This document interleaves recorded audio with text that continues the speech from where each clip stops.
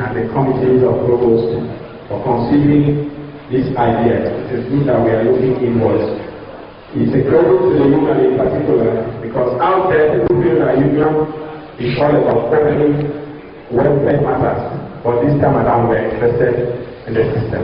It is a renowned educationist, distinguished administrator, who by the grace of God kick-started this whole business of the National Commission for Colleges of Education. A man after whom this our complex has been named for the pioneering work he did to give us a solid foundation from which we are now operating and for which the system is sustained. Distinguished ladies and gentlemen, put your hands together as I very humbly recognize and invite to the high table the chairman of this summit, Professor Peter M. Lasker. God bless you. You can do better than that. You can do better than that. You are welcome, sir.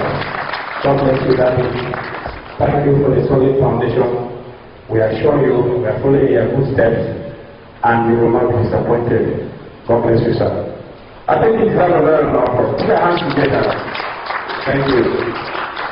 Let me also very humbly and warmly recognize our big daddy, the man in charge of all of not only the COEASU system, the man in charge of education in Nigeria at this point in time. And you agree with me that he's doing well there. The minister in charge of education, who is a special guest to this summit, Honorable Minister of Education, Malam Adamo. I think it's just a good round of applause. Please, the one as an MC of this ceremony, they are sure that clapping of hands is free of charge. You don't look for them money for clapping. So once somebody is recognized, imagine that you were the one who will still applaud you. So let's welcome our minister with a round of applause.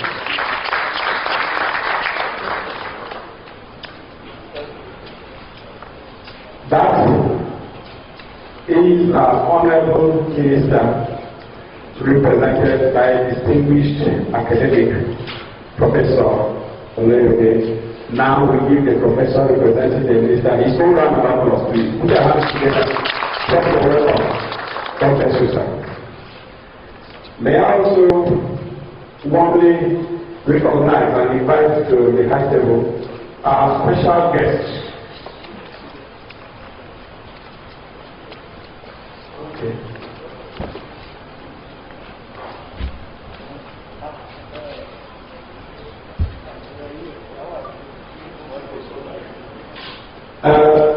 Our is already on the high table.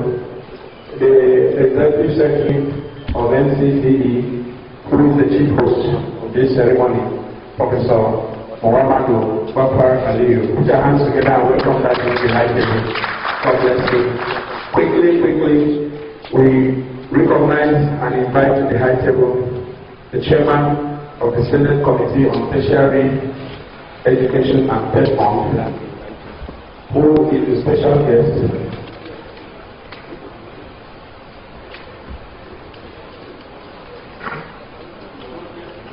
God bless you, sir. I invite Professor Kabiru Ishaku, one of our special guests and lead discover, who is the former ES. He is placed to be the new speaker on the podium. You're welcome, sir. We also recognize and invite Professor Muhammadu. Okay, so it's there. Is it already?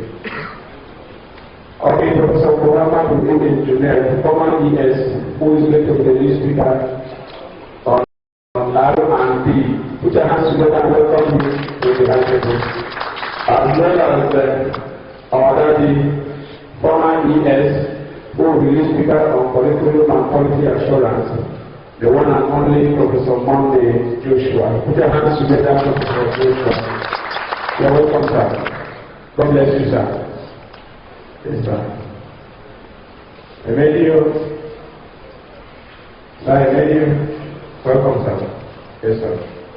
Let me also very warmly recognize and welcome to the high table Our director will be speaker on governance in terms of administration and management, Professor Abdul Kadir S. Seidu, BBC Academic, Federal University, Joshua. Put your hands together and welcome you to the student academic behind you. You are welcome, sir. God bless you, sir. We also welcome Dr. Ole Ilani, former chairman of Committee of Federal Provost, who will be speaker on issues in standard and subscription. You are welcome, my provost. You are welcome, sir. God bless you, sir. In a very special way, too, we recognize and invite to the high table the chairman of the Committee of Federal Provost, Professor Bashir M. Tage, is on his way, as well as chairman Committee of Provost, Dr. Johnson H. Prongri, also on his way. They may recognize as they come to let you know they are here. Ladies and gentlemen,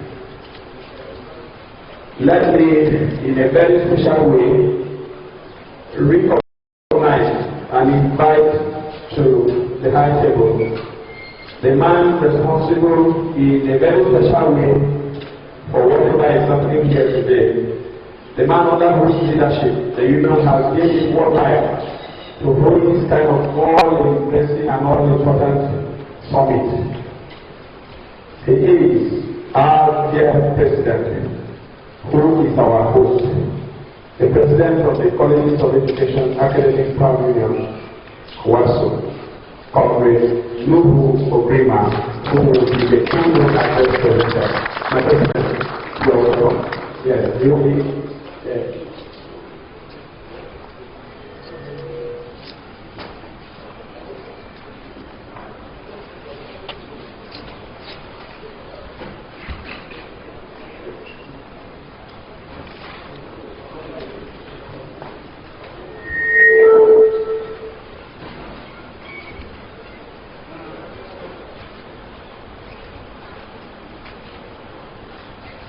Let me also very warmly welcome Comrade Ogrima's predecessors, all former presidents of this union present. You are recognized. May you be on your feet as we welcome you with a round of applause. I believe they are all on their feet.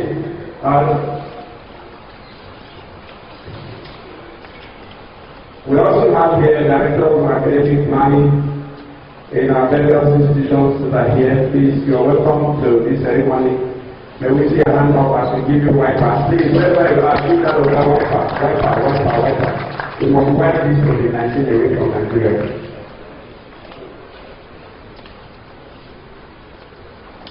The directors in NCCE that are here with us, please.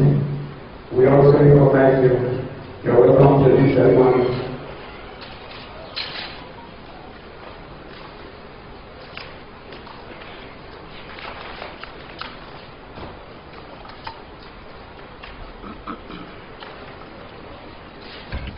You are welcome. God bless you, sir. God bless you, sir. God bless you, sir.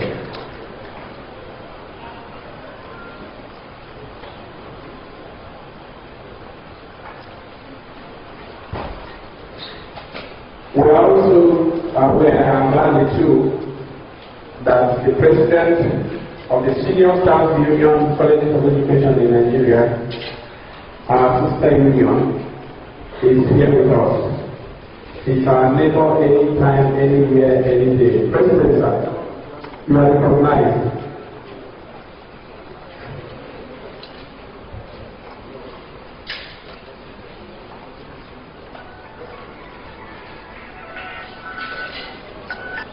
We also recognize the very distinguished presence of the National Secretary of the Non-Academic Staff Union.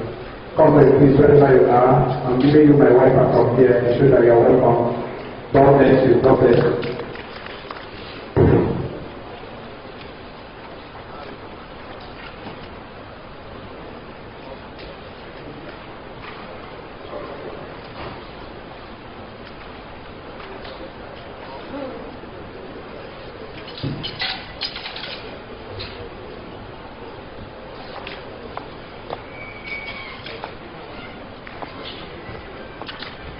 Kwasu?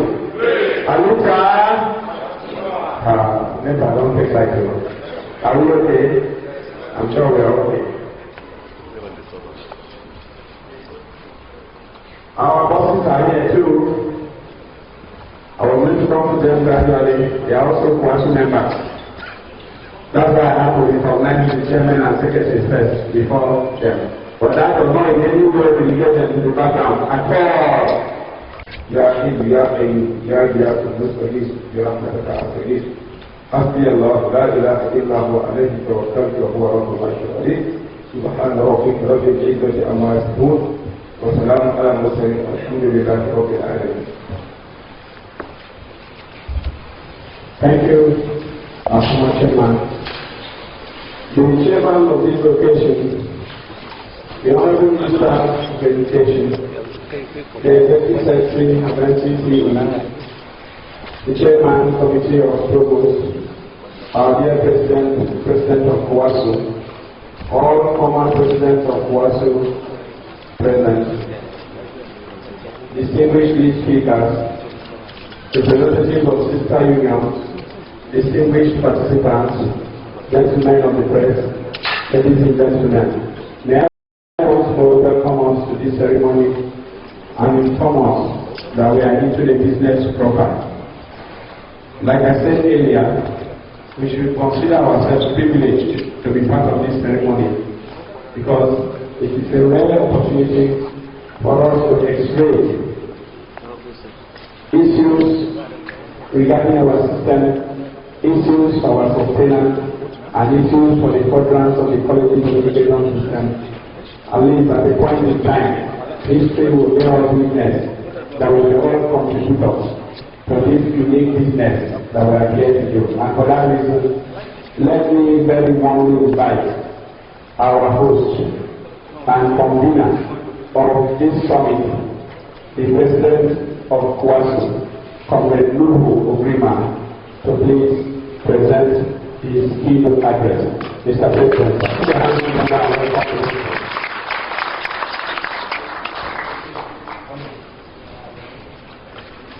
before the President comes in, we want to recognize one of our distinguished presenters today, Amadi Shekima, who has got president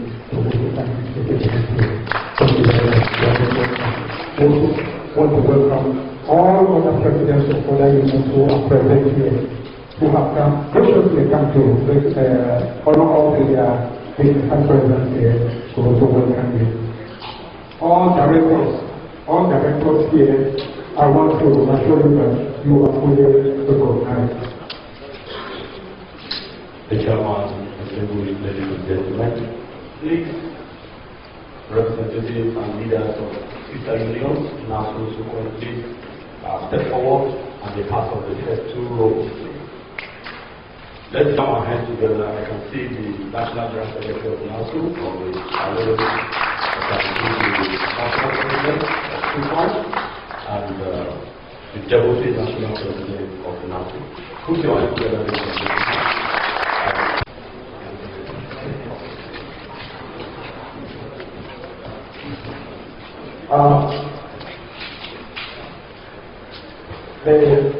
Our father in charge of this occasion,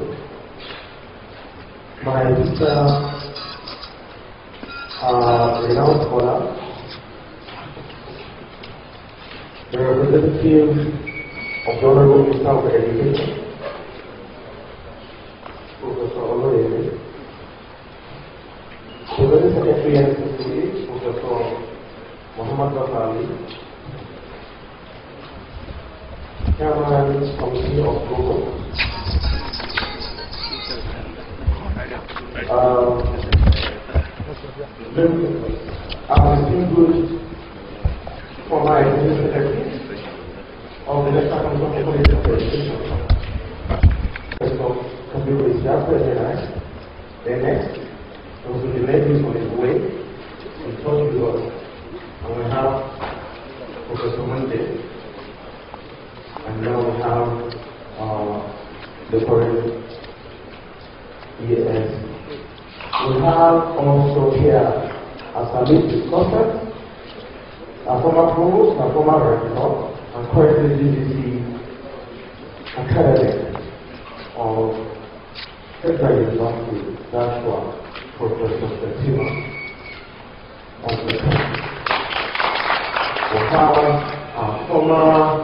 We have our former provost and our former chair of Commission of Federal Provost, Dr. Kumle Elani. The management of the NCCE, our provost,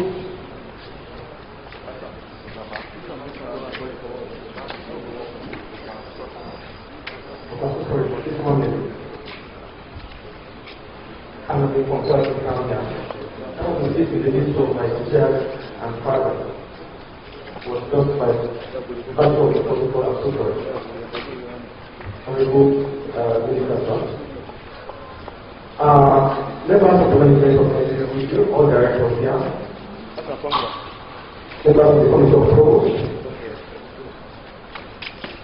the chair of the Council of Officers of Registrar Supporters, and the various colleagues of education, distinguished colleagues in COEASU and other members present. Please permit me, gentlemen of the press, if I have skipped you in the screen advertisement, please come to the press. Please be out with me. I want to especially recognize the provost and the provost of Cuba and others. Please be recognized. It is with delight that I, on behalf of the union, welcome you all to the special summit geared towards harnessing critical stakeholders' perspectives in addressing the challenges of the College of Education subsector of our dear country. Just about 3 years ago, you will recall, COEASU collaborated with the National Commission for Colleges of Education to create a national workshop for union leaders and managers of the Colleges of Education on policy, institutional and industrial issues, and all other appropriate matters. That workshop has, to a large extent, promoted some measures of cooperation and industrial harmony between the union and managers of the colleges. We are convinced that the union's role in the system must be beyond agitation for the redemption of material and financial entitlements, to equally include all collaborative efforts as official stakeholders, as critical stakeholders in evolving best practices and strategies for repositioning the subsector to deliver not only on the current mandate, but even utilize its enormous potential for all-round teacher production with greater efficiency and effectiveness. The summit represents our present strategic effort in that direction. It is an indisputable fact that the development of every nation is tied to its education. Indeed, the guidance of a nation's educational system sets the pace of its progress in practically all aspects of life. It therefore goes without saying that this is the philosophy upon which developed countries place a heavy premium on education. Thus, nations desirous of meaningful advancement in their national life ensure that their brightest and best human resources are invested in this sector. What is central to this is the issue of the teacher as an indispensable factor for the realization of the goals of education that a nation may set for itself. This is because as the action grows, no nation can rise beyond the quality of these teachers. Hitherto in Nigeria, a lot of attention was paid to the education of the country. This glorious era, which is now referred to with nostalgia, produced Nigerian scholars of great minds, teachers and other professionals, and other professionals that were raised amongst the best globally. Nigerian institutions attracted scholars from all over the world. Our educational institutions, inclusive of the colleges of education, worked hard to justify the formatting for which they were established. Regrettably, there are only no signs that all these will be part of a very remote, glorious past. The contemporary reality has seen child education deteriorating to an all-time low, to the extent that courses in education are the least preferred choices of many prospective Nigerian students. This has given many a well-meaning Nigerian concern: where and how did we get it wrong? Should we recline to death by simply working helplessly and allow this subsector to continue wallowing in this state?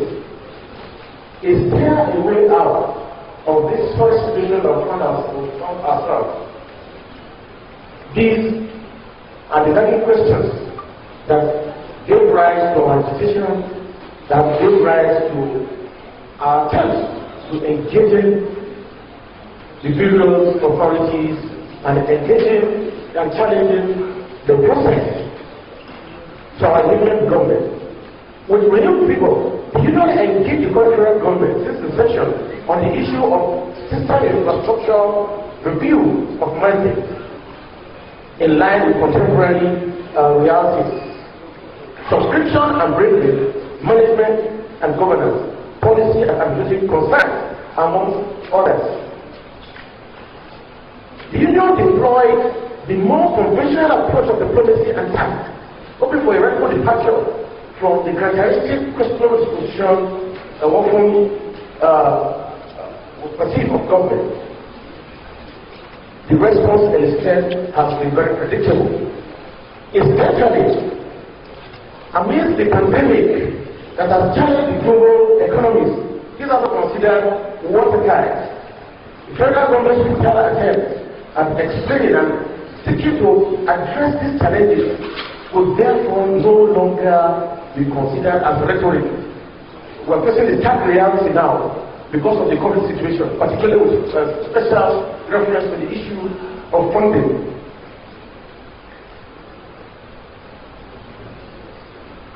Consequently, the description of the woes of the subsector, especially as it relates to the aspects of funding and its prioritization, can best be described as experiencing a debilitating downturn.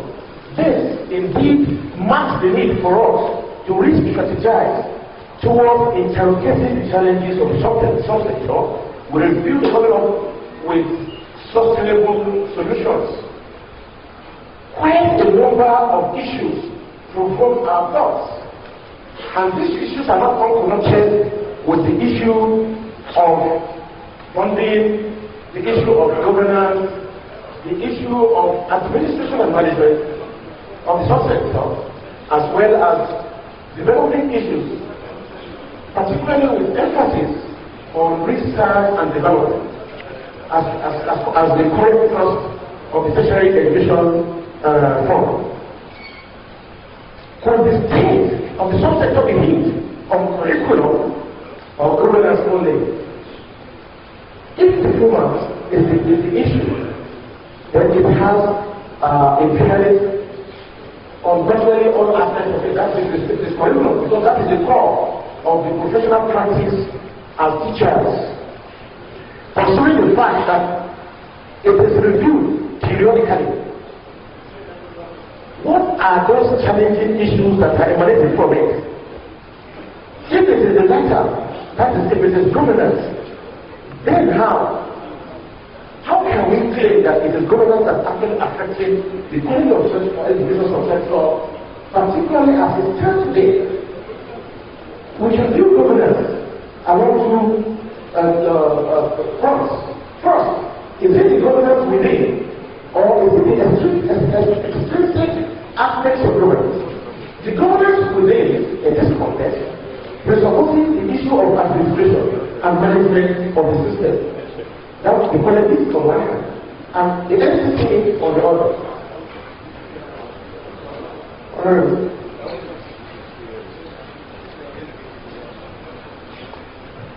Honorable Mr. Sir, I'm happy to welcome Honorable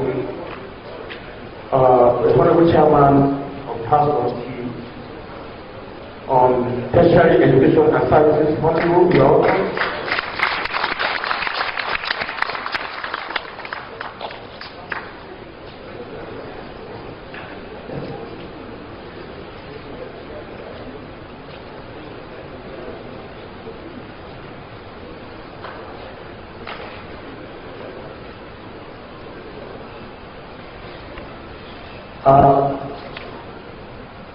As I was trying to engage us, on the aspect of the governance, is it the external factors of governance as we know?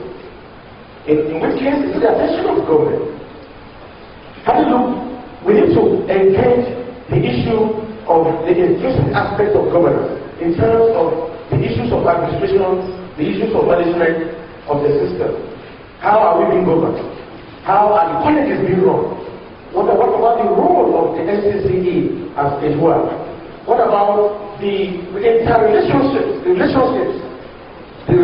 role of FME, NCCE, what relationship exists even within the colleges system? Governance aspects of it also entail, that we look into the relationship with the colleges, labor management, the management students level, and the entire count of the college system. Everything about governance of the system is one of those things we must engage in this process. Then, of course, the other aspect of it, of course, is, like you said, is the curriculum. The issue of review of the curriculum. How relevant have the review been? How relevant have they been in the context of what we are discussing today, in the context of Nigeria? Is it possible for us to start looking at curriculum that will take care of issues of the economy, of issues of needs of society, of our respective communities? Perhaps when we come to the R&D, our discussion will be giving us a lot of talk on it and funding. I'm speaking to this because we understand that the Honorable Chairman of the House Committee is listed for a very critical presentation at the National Assembly today, being one of their sittings. That's why I decided to speak on the Honorable Mr. Sir and as the single chairman's father, sir. I decided to speak to this because of for want of time. Funding. What about the aspect of funding? Funding, as we know, has been very critical in every facet of life. Especially with the COVID and the scope of governance today, as we understand it, there is a crunch, which we've just been told that we were out of recession by a bigger 0.1%, 0.11%. That is a bigger 0.11%. But it is something to cheer about. We compare it in relative terms, or in comparison with some developing economies. But how does this translate as we speak to improving the lot of the quality of education system? What has been the pattern of funding been? Especially we have made all our discussions except one, except two, as former executive secretaries of the commission. Prior to 2005, funding of tertiary institutions was passed through the institutions themselves, and from the institutions, I meant to say, through the commissions. Today,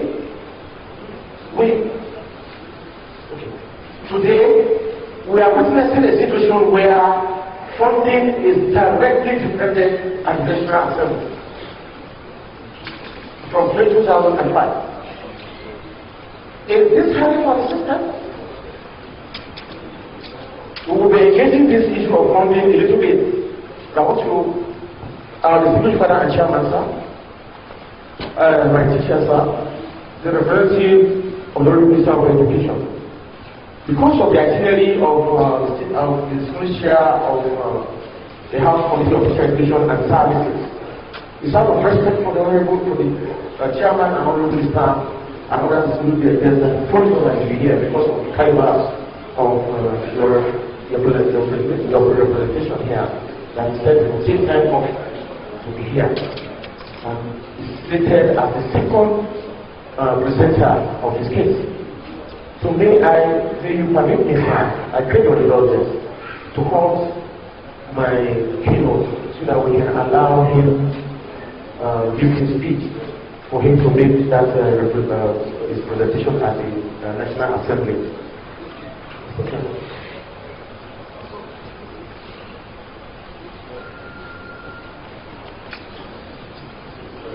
Yes, sir. And I just want to please that the Honorable Minister also quickly makes a speech and declares it open so that he could make his own and simply of course for his speech.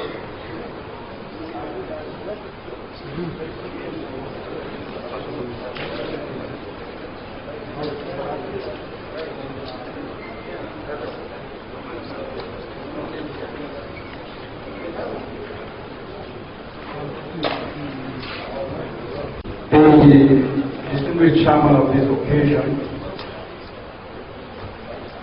although it is not just clear to me, perhaps because I came a little late,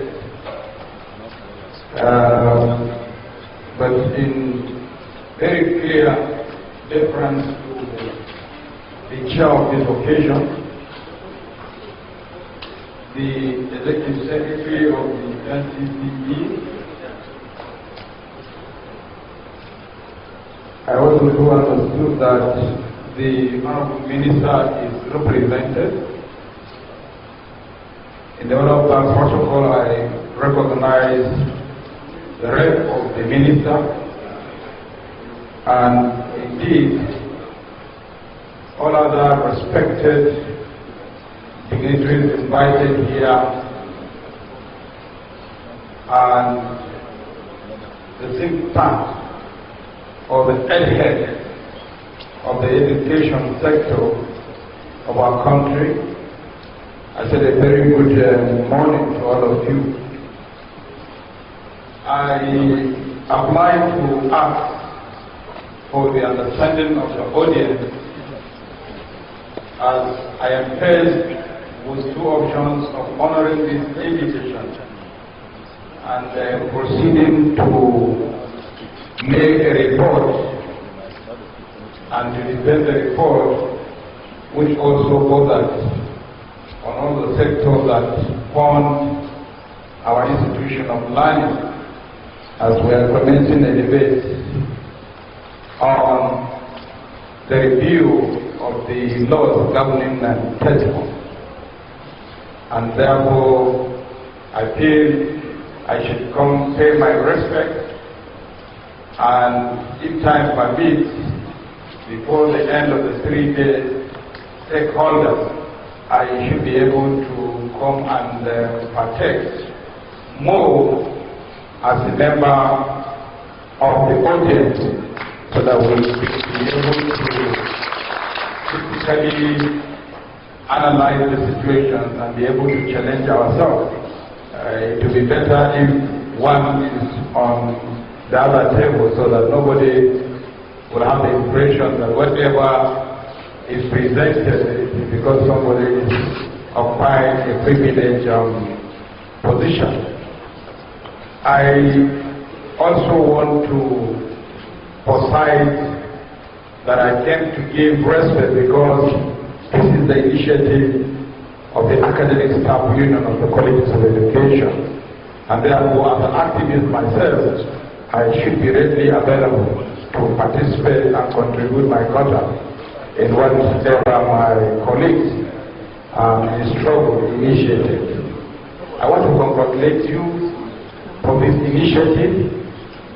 I also want to congratulate the Commission and all the heads that have agreed to participate and to give their own quota on how we will revamp the education sector. And in doing this, I hope that we should be able to, as usual, not only hold government to account, but also to be able to assess ourselves whether as critical stakeholders we have been fair to the system, to the country, and to the students. I hope at the end of this brainstorming we should be able to come with an approach on how we can register our grievances without disrupting academic calendar. It is possible to sit down and think whether there is possibility of doing that. And I believe there should always be another option instead of this perennial disruption of our academic calendar in the various stages, university, polytechnic, and of course the colleges of education. The heads, the brains that are here will be able to make reflection and see how best we can do to improve and sustain the academic system without making our children the scapegoat of the fight between government and public servants, particularly in this sector. We want to apologize. I don't know, with due respect, who Madam was representing. She's very angry apparently because I was allowed to speak. But I want to assure you, Madam, no disrespect. Whoever the office is may also likely give me the privilege to speak and leave. So no harm that is actually done. I want to thank those who invite me and with or without invitation. I should always be available to see how far one can contribute his little quota. I feel highly privileged, highly honored for this invitation, but the rest of us I shall be able to make myself available before the end of these 3 days. So I thank you for inviting me and I wish you wonderful interpretation. Thank you. To guide you in all you do, sir. Thank you.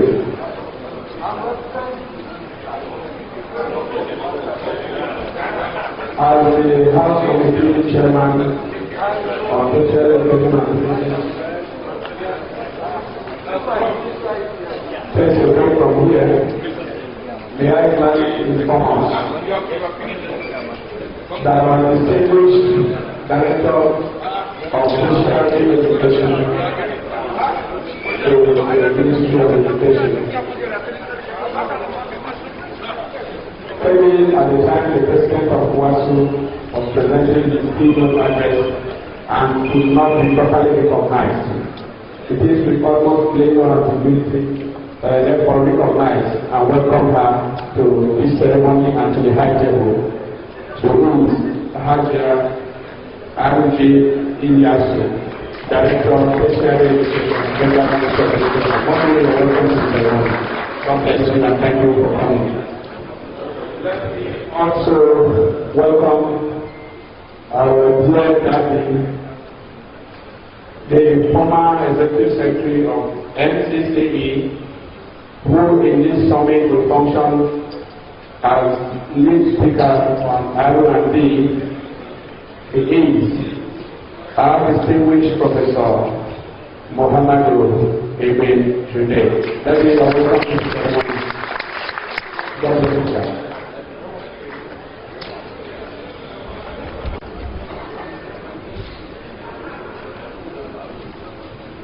Our first distinguished chairman, sir.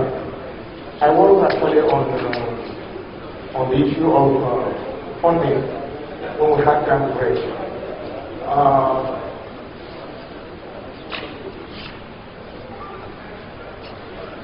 As I was trying to draw up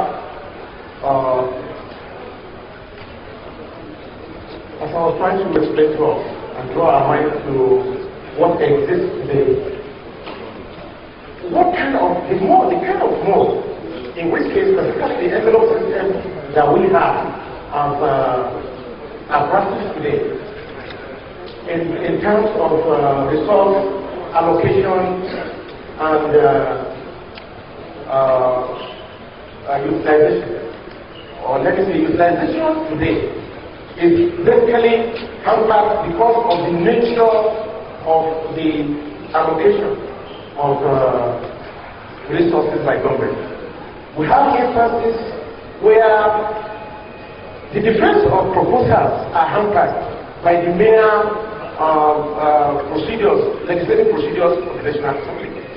Prior to this, it has been the commissions of the tertiary institutions that it has been the practice of the commissions to engage the National Assembly, and through that there is a latent factor that is not present in today's mode of allocation of resources, and that is discipline. Through that, the commission was able to exert itself on the institutions, and we do know that he who controls the resources, not even having the resources, but the daily control it, have a lot of influence, enormous influence. Today, that opportunity has been taken, that privilege has been removed from the commissions, not just the NCC, all the commissions. But in our case, in this context, it's out of it. That is why we're engaging it, and because we have seen the pitfalls of not having the initial mode of allocation of resources. They now have direct allocation. Now, what about even we? If we have our excuses, we are engaging government on adequate funding. What about what we do internally? What about the resources that the institutions have commissioned themselves towards doing? There is the issue of IGR. How meaningfully have they deployed the IGR to the services of the college towards effectiveness, towards improving the effectiveness, efficiency in the system, and the effectiveness of the staff as well? So we will be engaging ourselves on funding. Now, what about the commission? The issue of accreditation and money and a lot of other things that they in terms of the service delivery of the commission as a regulatory agency. So these are the kind of issues that we don't want participants during the plenary will be engaging in towards getting a more robust discussion. And we're talking about governance. The other aspect of it has to do with research and development as academics. Because the content of the education system as designed is tailored towards the configuration of the university. How do I mean? Comparatively, the polytechnics are more of skills acquisition. But knowledge dissemination in the college of education system is universal. All the programs are just as you have in university. The only difference, of course, is the fact that education is a compulsory course. You must combine it with education. You must combine it with education. That is the basic thing. And then we do know, of course, that there are some courses that exist in the programs that exist in the universities that are in college. So, by configuration, we are supposed to be much more of a research and development institution than that of the polytechnics. But today,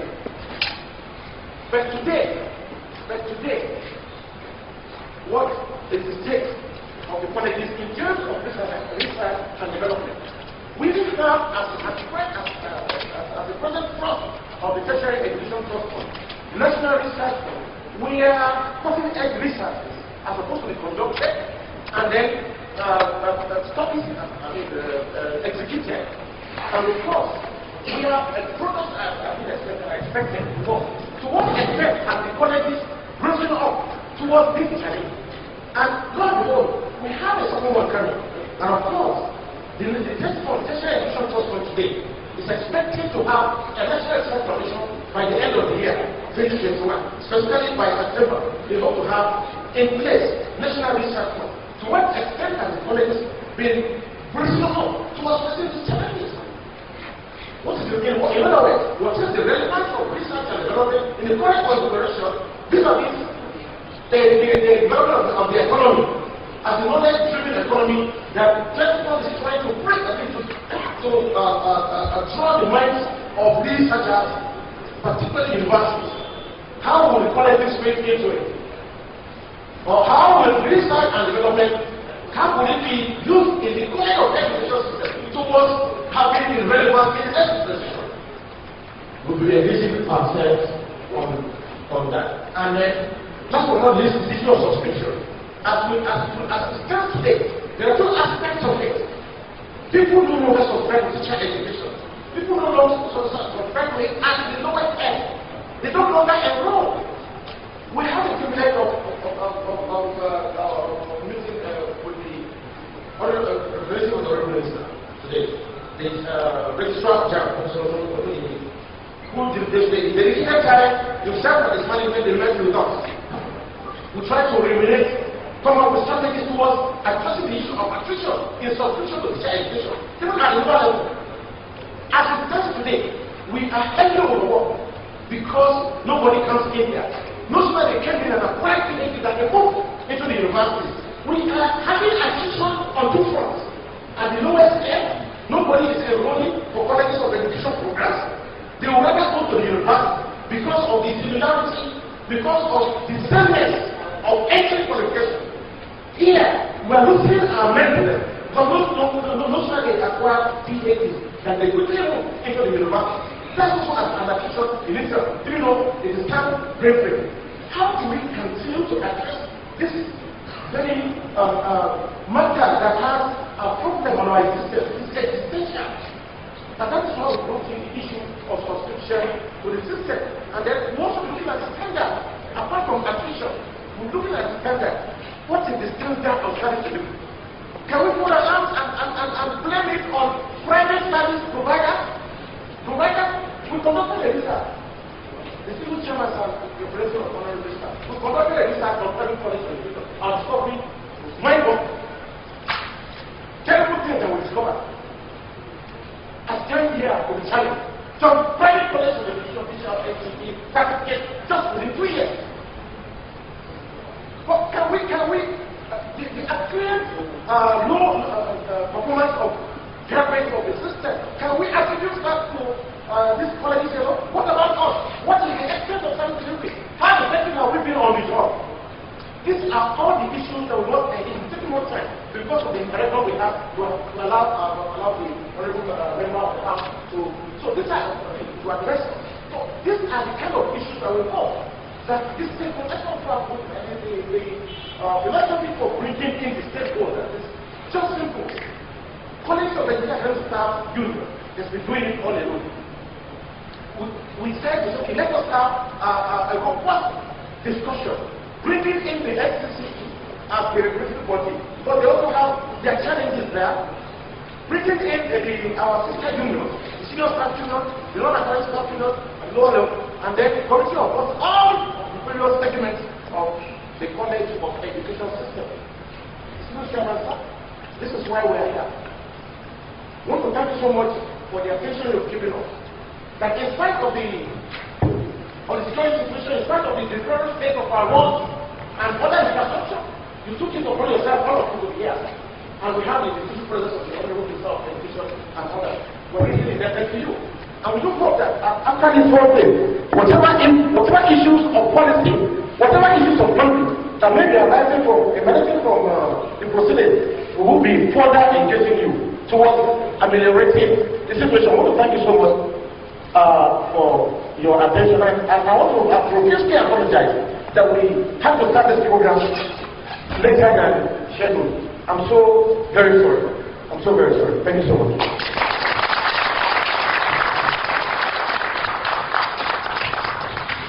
That was like a presidential broadcast by the COEASU president, Comrade Lutu Ogrima. Great COEASU! I think our president is another round of applause. Thank you, Mr. President, for that keynote address. We'll just move on and take an address by the Executive Secretary of NCCE. Sponsor. We will take the opening remark by the summit chairman. Don't mind me. You know, once in a while, MC should make mistakes. Because the word MC fully means master of crime. So in every ceremony, the MC is the criminal.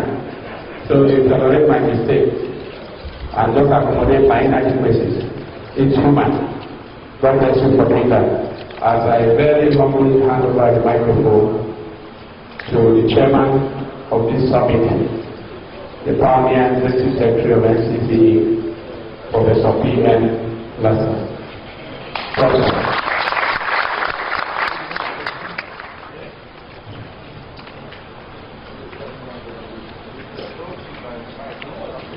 Good morning to all of you. The representatives of Honorable Minister, heavily being represented by lady, I don't know what you call him, former VC, registrar, and many other things that I don't want to mention here that he did. Thank you for coming. I also welcome the member of the Ministry of Education, on Higher Education, on Tertiary Education, represented by Madam and Madeleine. You are welcome. The current Executive Secretary of the National Commission for Colleges of Education, Professor Baffa, all other previous provosts that are here gathered, and all the provosts of colleges of education, and all other guests, all protocol followers. Thank you for coming. I have nothing to say in particular, but also to say that we are gathered here not as a union, because the provosts are here, the union are here, and all what we are gathered for is for the improvement of colleges of education.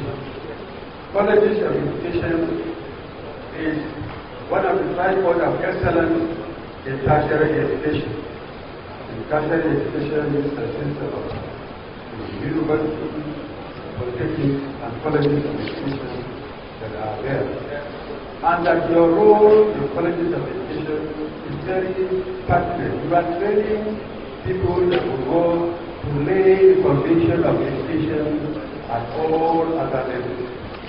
Because the people in trained, if they are not well educated, to come and impart both the learning and the character at the primary school or at the junior secondary school, you know, you must think that our education is not going to succeed.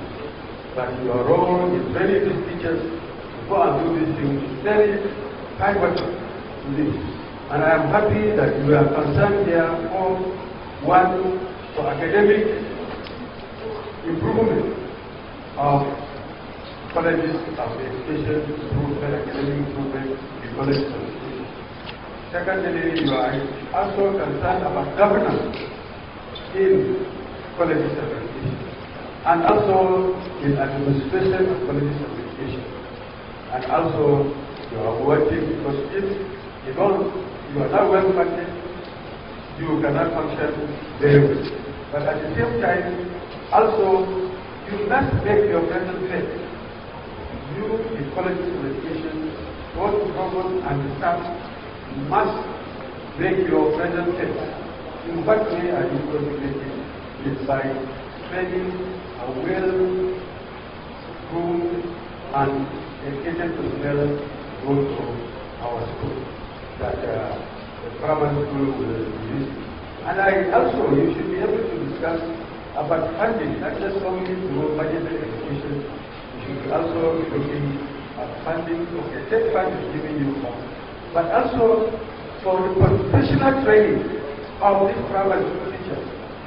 Students should be able to give money particularly for the training, for the professional training of teachers that are coming in to implement their program.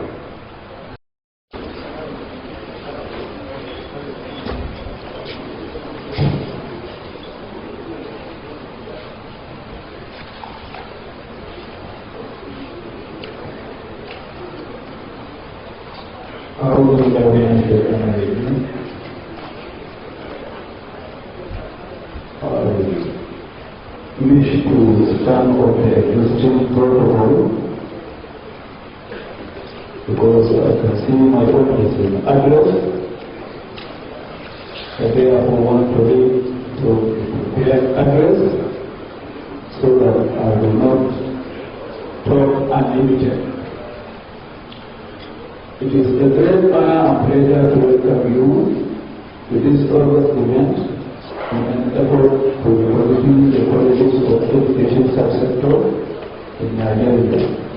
I believe that this summit will be in accordance with the objectives of the educational roadmap of the federal government as well as the mandate of the National Commission for Qualities of Education.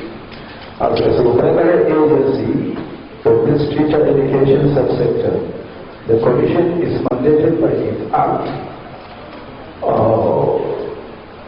among others, to advise the federal government through the Honorable Minister of Education and coordinate all aspects of basic teacher education in Nigeria, as well as make recommendations on the national policy necessary for the full development of basic teacher education and training of teachers.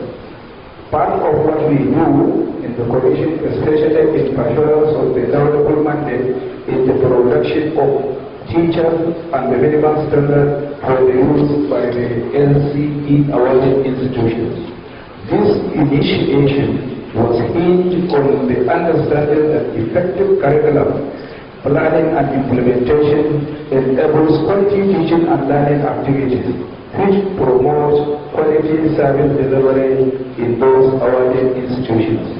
The first edition of the minimum standard was published in 2008, which was revised and updated in 2012, and it is now pertinent to say that between 2012 to date, several educational policies and programs were evolved, which necessitate the review of the minimum standard in order to incorporate such new policies and programs into the document.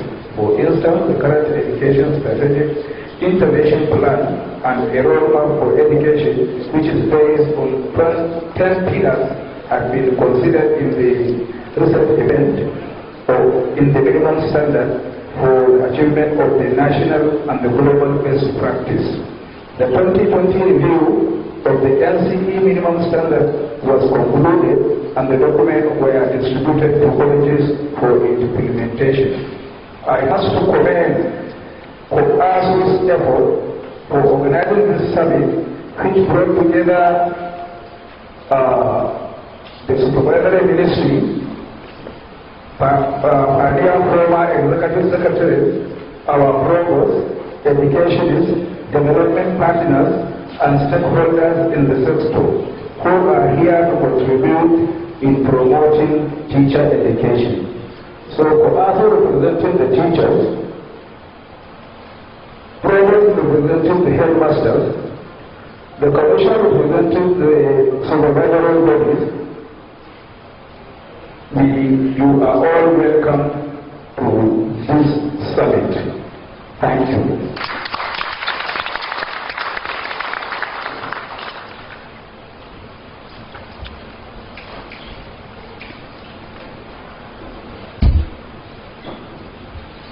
Thank you for presenting the chairman of the Committee of Federal Provost.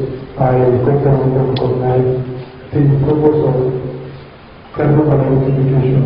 Again, Federal College of Education. Please welcome. Thank you very much.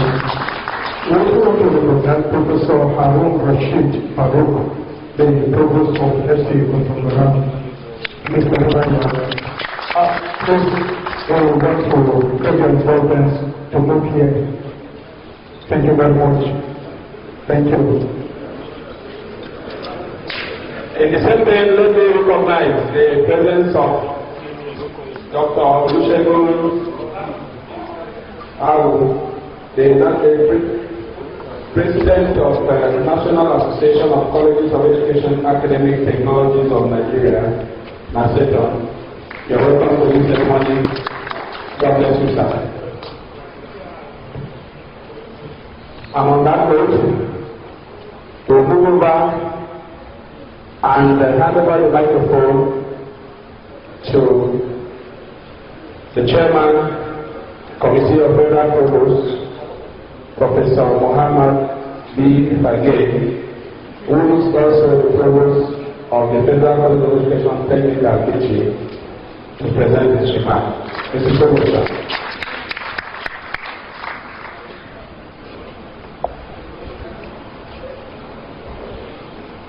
You're welcome, sir.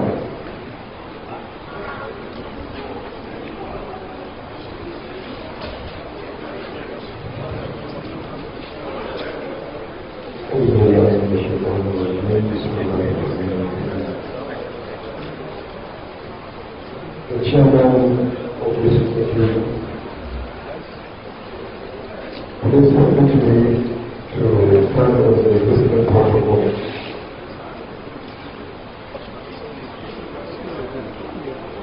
I, on behalf of Committee of COEASU, would like to use this opportunity to congratulate COEASU for this profound event, inviting all the stakeholders in education to come together and recognize propose solutions to the numerous problems that we have been dealing with education, particularly in the public education sector. This workshop, which is there to improving efficiency and effectiveness in the quality of education system, cannot come at a better time.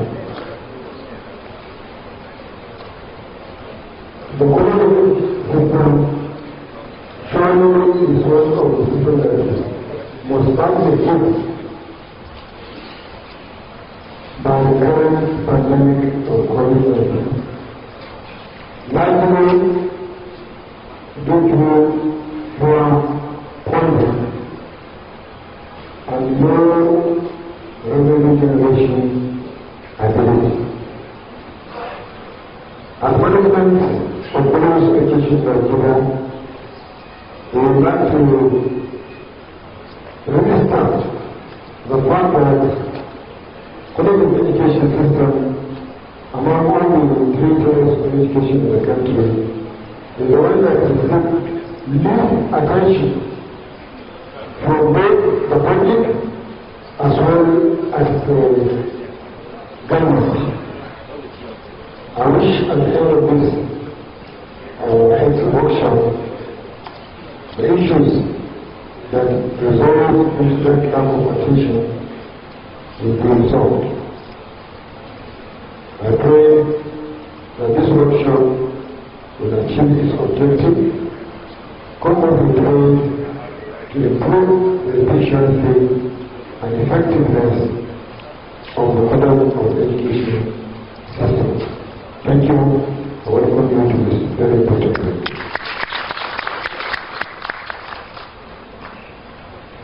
We can still do better than that. I will welcome the Chairman of the Committee of Provost. Thank you very much for that address, sir, remark. God bless you, sir.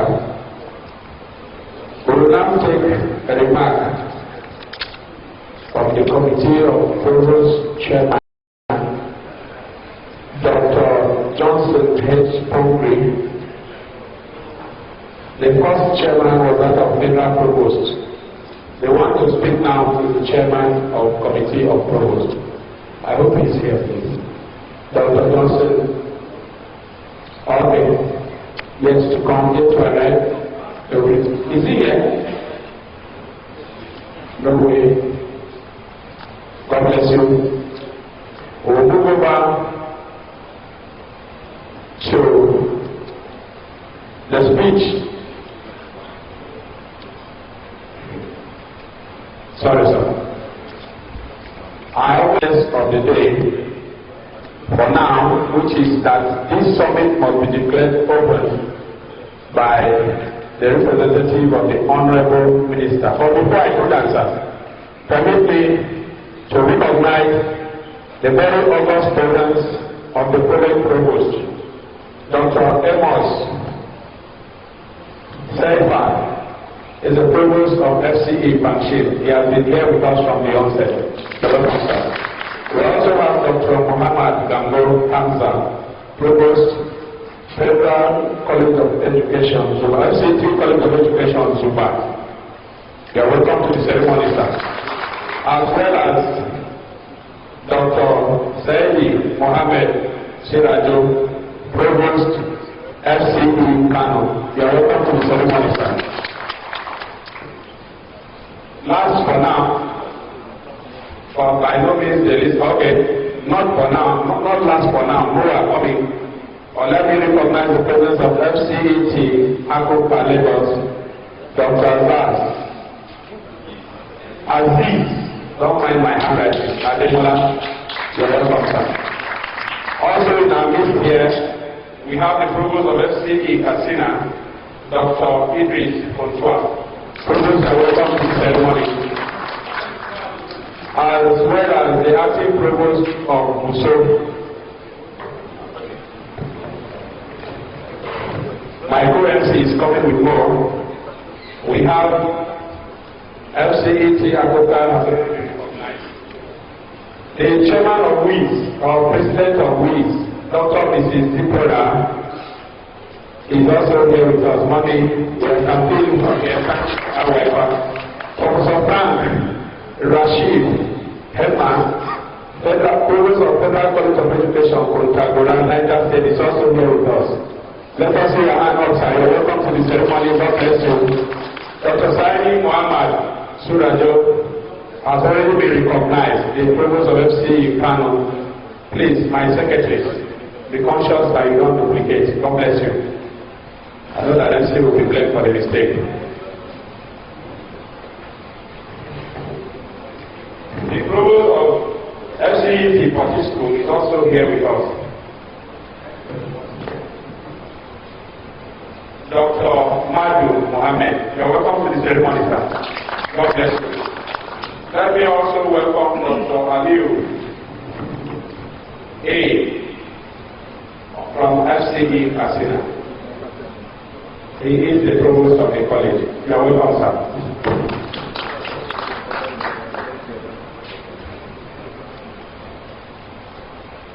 The provost of the College of Education Azare is also here with us. He is Dr.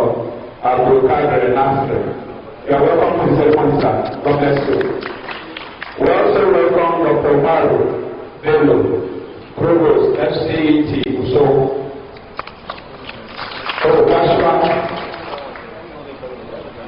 Dr. Alafara Abdulrahim is from COE Oro in Kwara State.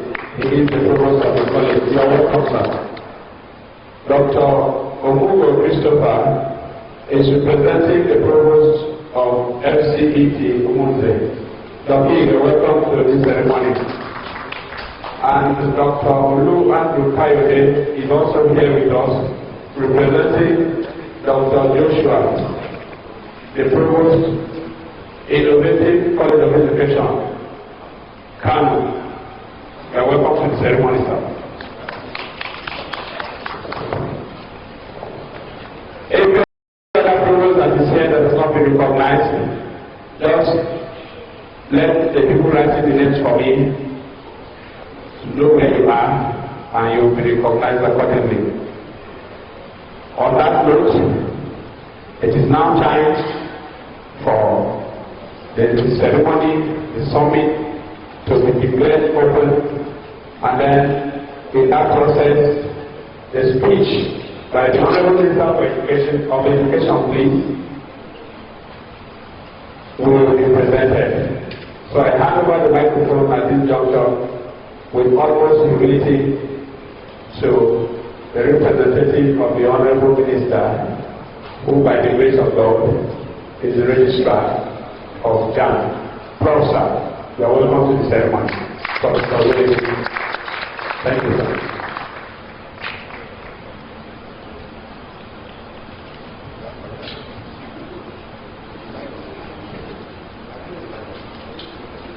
The chairman of this occasion, who is a respected elder statesman who has said his views in education, Professor Peter Elder,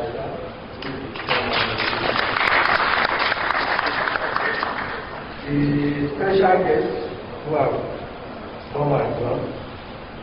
My brother, the Executive Secretary of the NCCA, the President of COEASU, Comrade, I don't know whether it's those who have said that I'm his comrade brother, Comrade whom I've known for at least 40 years of his life. So, I'm his comrade brother. The former, or in this once upon a time, Executive Secretary, ex-former and once upon a time Executive Secretary of NCCE, I mean Professor Kabiru Isiaku, Professor Junaid, Muhammad Ibn Junaid, Professor Monday Joshua, provost of the various colleges of education in Nigeria, both federal, state, private. This is my second time of seeing a concentration of provosts. You are all welcome. Former President of COEASU, head of the sister unions to COEASU, distinguished participants, ladies and gentlemen. The Honorable Minister of Education, Malam Adamu Adamu, has taken this union as very, very important, not just because of what you are doing today, but also because of what you have been. When I received the message that I should represent him here, and I knew that coming here to speak to union people would not be easy.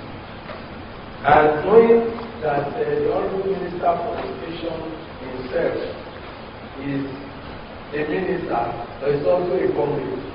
It's more union than most of us who claim to be in the union.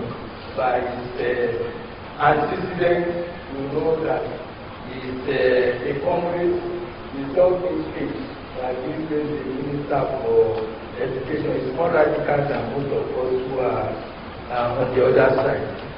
So he has taken this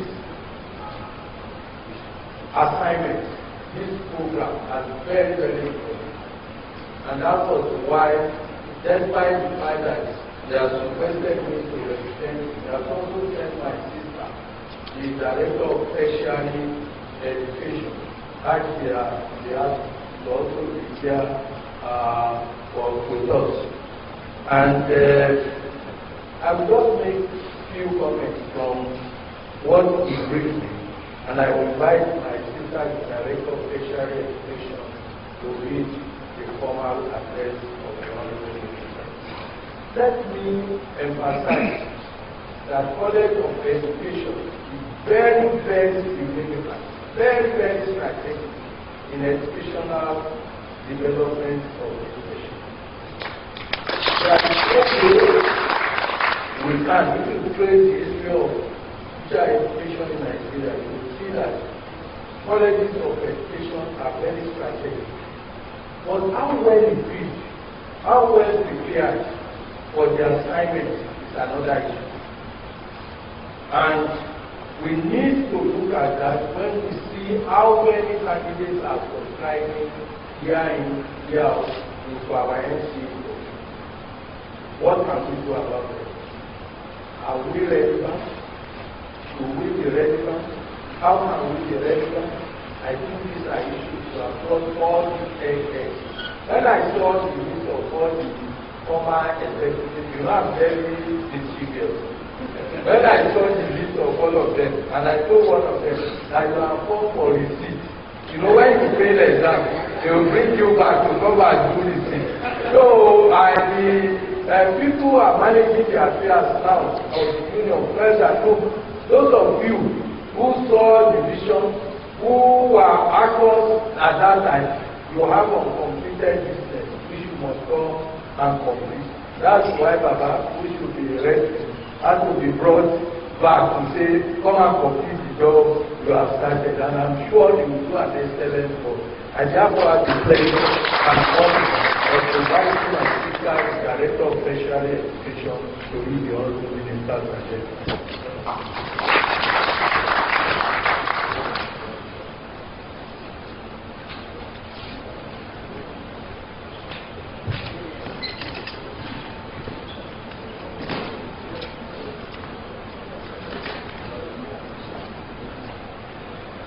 Thank you very much, sir. And I think I will not continue where Professor Odoye started. During the presentation, on behalf of the minister, and everything necessary, I will not continue to read the minister's address. Mr. Ashes to stand on the distinguished reporter. This is the minister's speech. Have been directed to read. It's my pleasure to welcome you to the opening ceremony of this All-Stakeholder Summit on repositioning the colleges of education system for improved efficiency and effectiveness. Distinguished ladies and gentlemen, I am very pleased to witness this historic church-bearing moment that has created a meeting of erudite academics of great repute to reflect on, discuss, and review issues pertaining to the status of the COEASU, contemporary challenges, positive innovation, dynamics and progress with a view to its positioning teacher education within the context of the colleges of education system. Since the inception of COEASU in Nigeria, with the establishment of the foremost institutions in the early 1960s, the system has grown over time with the establishment of over 158 functional colleges of education by the federal, state, and private corporations, so as to increase access and subscription.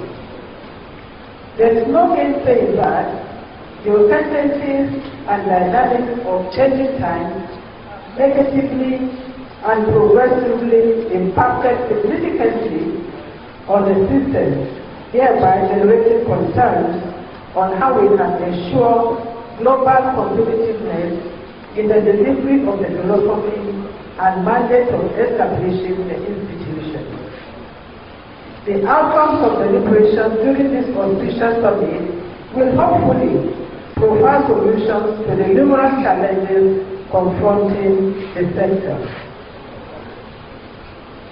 It is my belief that this conference will seek to deliberate on topical issues like governance, curriculum and policy assurance, funding subscription to the COEASU system, and the reality of the inevitability of research and development R&D in the advancement of teacher education. Many efforts at repositioning the sector for better service delivery have been contemplated and experimented, though the challenges appear unmitigated and less debilitating complexity. Interestingly, COEASU has, by this initiative, opened a new vista for a paradigm shift that has potential for developing institutional and end-user sustainable solutions to the challenges of the sector. The colleges of education were established to produce teachers for the basic education sector after completing their rigorous training. It is a fact that teaching profession is a crucial and major driver of the education process in any society. Therefore, the future of our nation lies squarely in the hands of our teachers. The teaching profession, which is the foundation of all education, is directly and indirectly the most important instrument for articulating and attaining national development. Subsequently, the knowledge, expertise, competence, and commitment of teachers will determine the quality of the product of our schools and their contribution to the education system.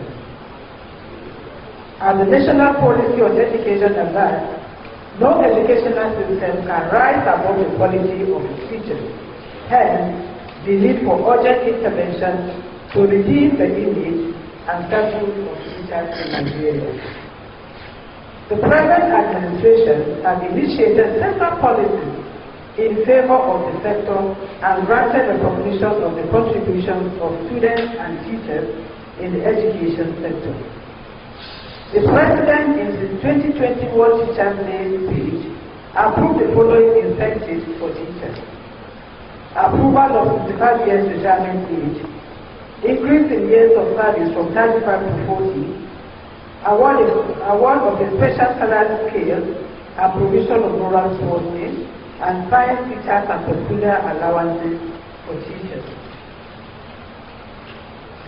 Strategies to redress the situation and promote economic prosperity and sustainable national development include: 1. Attracting high flyers into the teaching profession.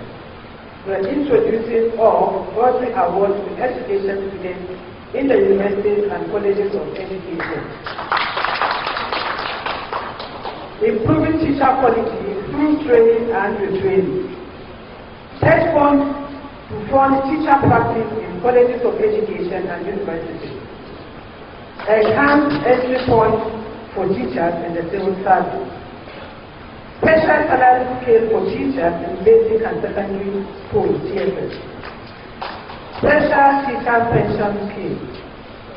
Create a career path policy for teaching profession in Nigeria and teachers conversion program and ICT. Distinguished guests, ladies and gentlemen, while I wish you a productive brainstorming session with due cognizance of the reality of the time, it is my hope that your contributions, as shall be reflected in the result of this 3-day stakeholder summit, will be an important driver to the much-desired development and progress that will stabilize not just the COE subsector, but the entire educational system in the country.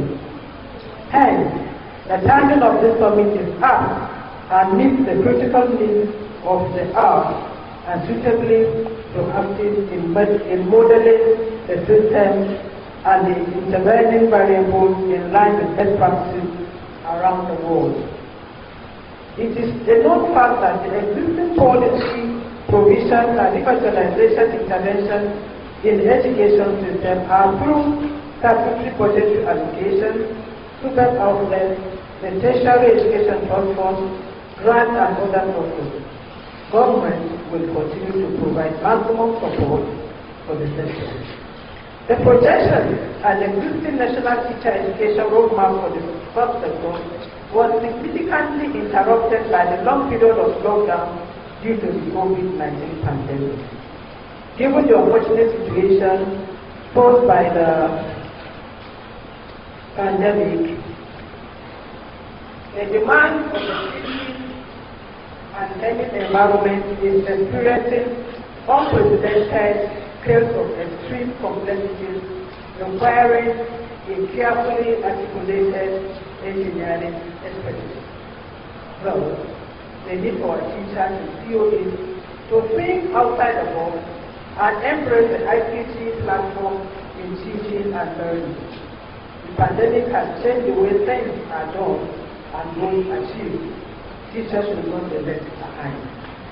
Consequently, the outcome of this well-thought-out committee will hopefully generate a report with a certain clarity of focus and propose a customized hybrid roadmap and action plan for qualitative teacher development and sustainability within the COE system. I urge that your deliberations should specifically isolate and get the contribution of corruption as it affects all aspects of the teacher education subsector and recommend concrete strategies for eliminating or mitigating the effects of the system. Distinguished ladies and gentlemen, it is imperative that we have a robust implementation framework for the training, development, and career progression of all those who subscribe to this critically determinant system. Once again, I would like to thank you all for thinking in this direction and preparing for such a wonderful session. I wish you a fruitful dedication. I hereby declare the subject open. Thank you.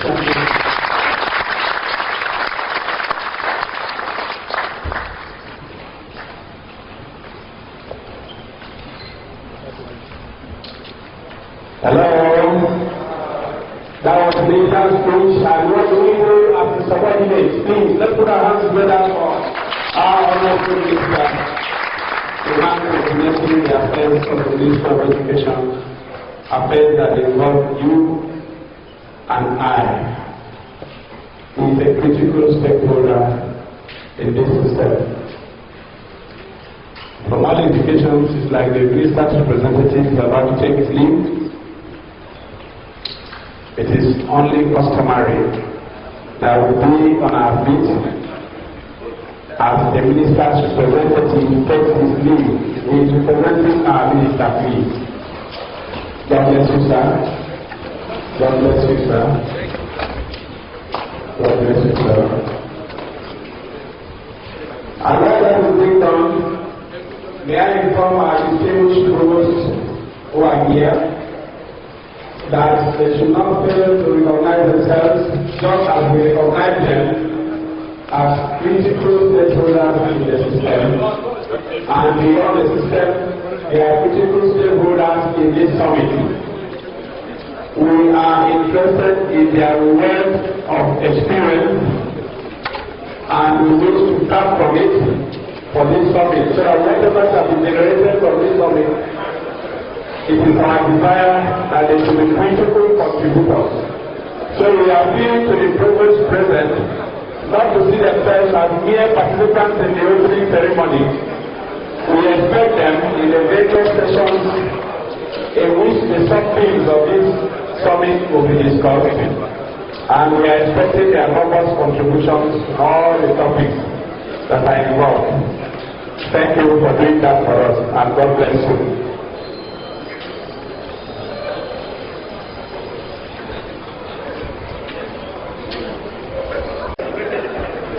The first speaker here is Professor Kabiru Isiaku, MNI, who will discuss issues of funding of the COE system. He will be followed by Professor Muhammad Wimi Junaid, whose topic or subject is New Trust on Research and Development and COE system. Then Professor Monday Joshua will focus on curriculum and quality assurance, while Professor Abdul Karim Shetima Seidu will discuss issues in governance of COE system.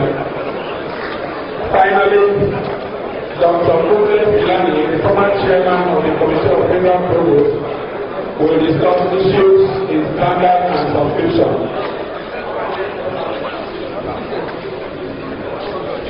The federal ministry is also taking her leave. Remember that she declared this ceremony open.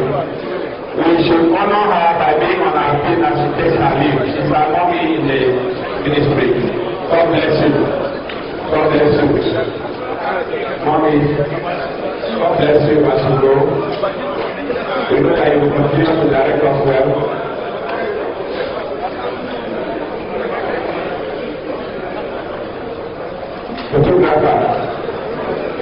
Photographs are better taken outside.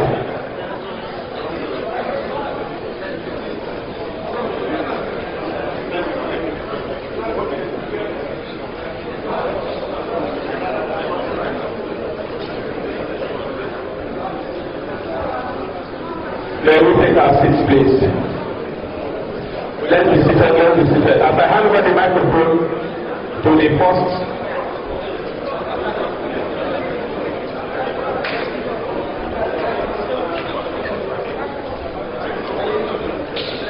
photographers, please. We will remove your habilitation, photographers. For the distraction you are causing here, we will remove your habilitation. We must help us to help you. God bless you. The rest of us will return to our seats. Participants, please let's be seated. As we take the first lead speaker, Professor Kabiru Ishaku, who will discuss issues in funding of the COE system. I'm sorry to announce that each of the lead speakers has as many as 15 minutes. God bless you, sir. Honorable India. There is my PowerPoint. Is it up there? Who is the ICT man? All right. Anyway, before they come, with your permission, because of my training, probably I should sit now. Because I'm reading two papers at the same time. Ladies and gentlemen, each and every one of the speakers emphasized the importance of teachers in education, the importance of education to every nation. So I don't need to go that far. Ask your question. That's the paper, PowerPoint.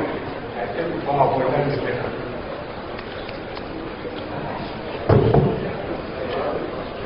Anyway, I prepared a paper and a PowerPoint. I thought the 15 minutes would just be enough for me to talk to the paper. Now, I said when we are talking about funding, you look at it at two levels, institutional and the students. The concern of COEASU, I'm sure it's not that of the students, that of the institution. So I briefly talked about the students. How are they supposed to cope in the colleges of education? The students, there are various avenues of sourcing funds. This includes scholarship, bursary awards, parents or guardians, sponsorship by the community, NGO, OSPOs, loans, and in-service. In-service is what paid training. Now, in some countries, in my paper, I talked about UK. In UK, as a student of teacher education, you have confirmed sources of funding, but with providers. You have tuition fee loan, which you have to pay when you start working. You have maintenance fee also to pay, and then you have bursary, and then charity. The most important aspect of the UK is that you don't get trained for nothing. You are trained, you are paid, but at the end, you must work as a teacher or refund back the money. Very, very few countries in the world will just train you and then leave you to the evaluation of the situation as a teacher.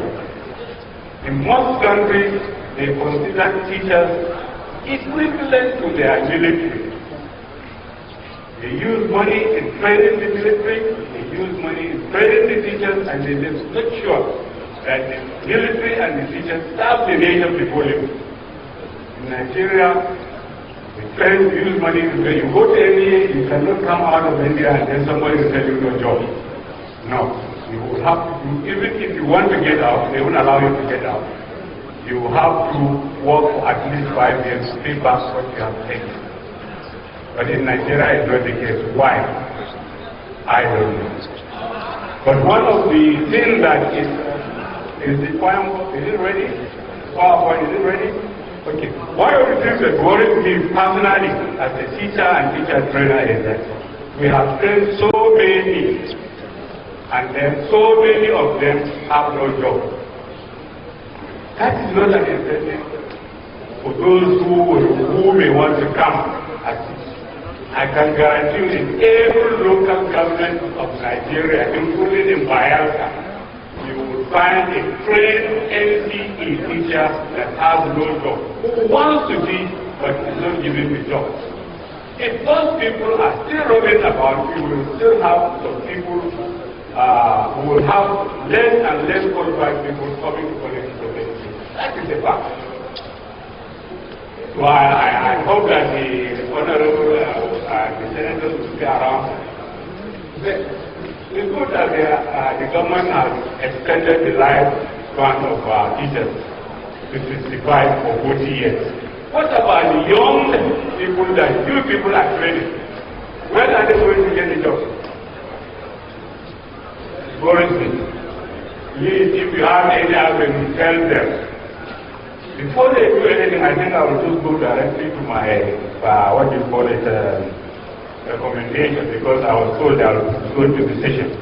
But before you start extending the lifespan of the current teachers, why don't you move all those qualified teachers? I'm not saying you don't, just because somebody brings certificate, check them, because of what was mentioned by the president about a school giving NCE, selling NCE certificate.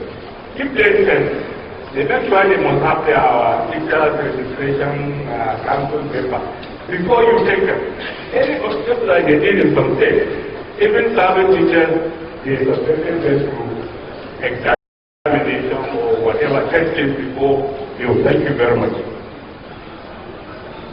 Now, for those of you who are old enough in the College of Education system, and it was mentioned by Professor Lassa, and I think the President, funding needs to be as is in the law, because there is a law establishing NUC, LCCE, and MDTE.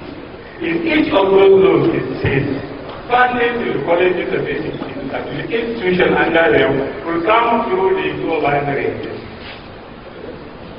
Right. We were doing that before the war. We were doing that. Colleges will have templates or guidelines for preparation of budget. The advisors will come, sit down. They will go through and then go back to their colleges and then bring back whatever, and then we went through, agreed, then we go to the National Assembly. It used to be the National Assembly. We used to go to Lagos, the Director of Finance, Fiscal Planning, we go to Lagos, Minister of Finance, and sit down with them, and they will try to convince them what and what is for each of every college, and then they get it approved. Later, Assembly came back. We were doing it up to 2006. Up to 2006. Okay, up to 2006. Thank you very much. Right? Up to 2006, we were able to test the system. What was the advantage of the system? We had finance department, we had fiscal planning department are in charge of monitoring what is going on in the college. And they discuss with the management of the college what and what is priority to you. All agree. then we come. So you list whatever according to your priority, number one, number two. If you look at the act establishing the National Commission for Colleges of Education, that's not the one, that was the one before that, 1999.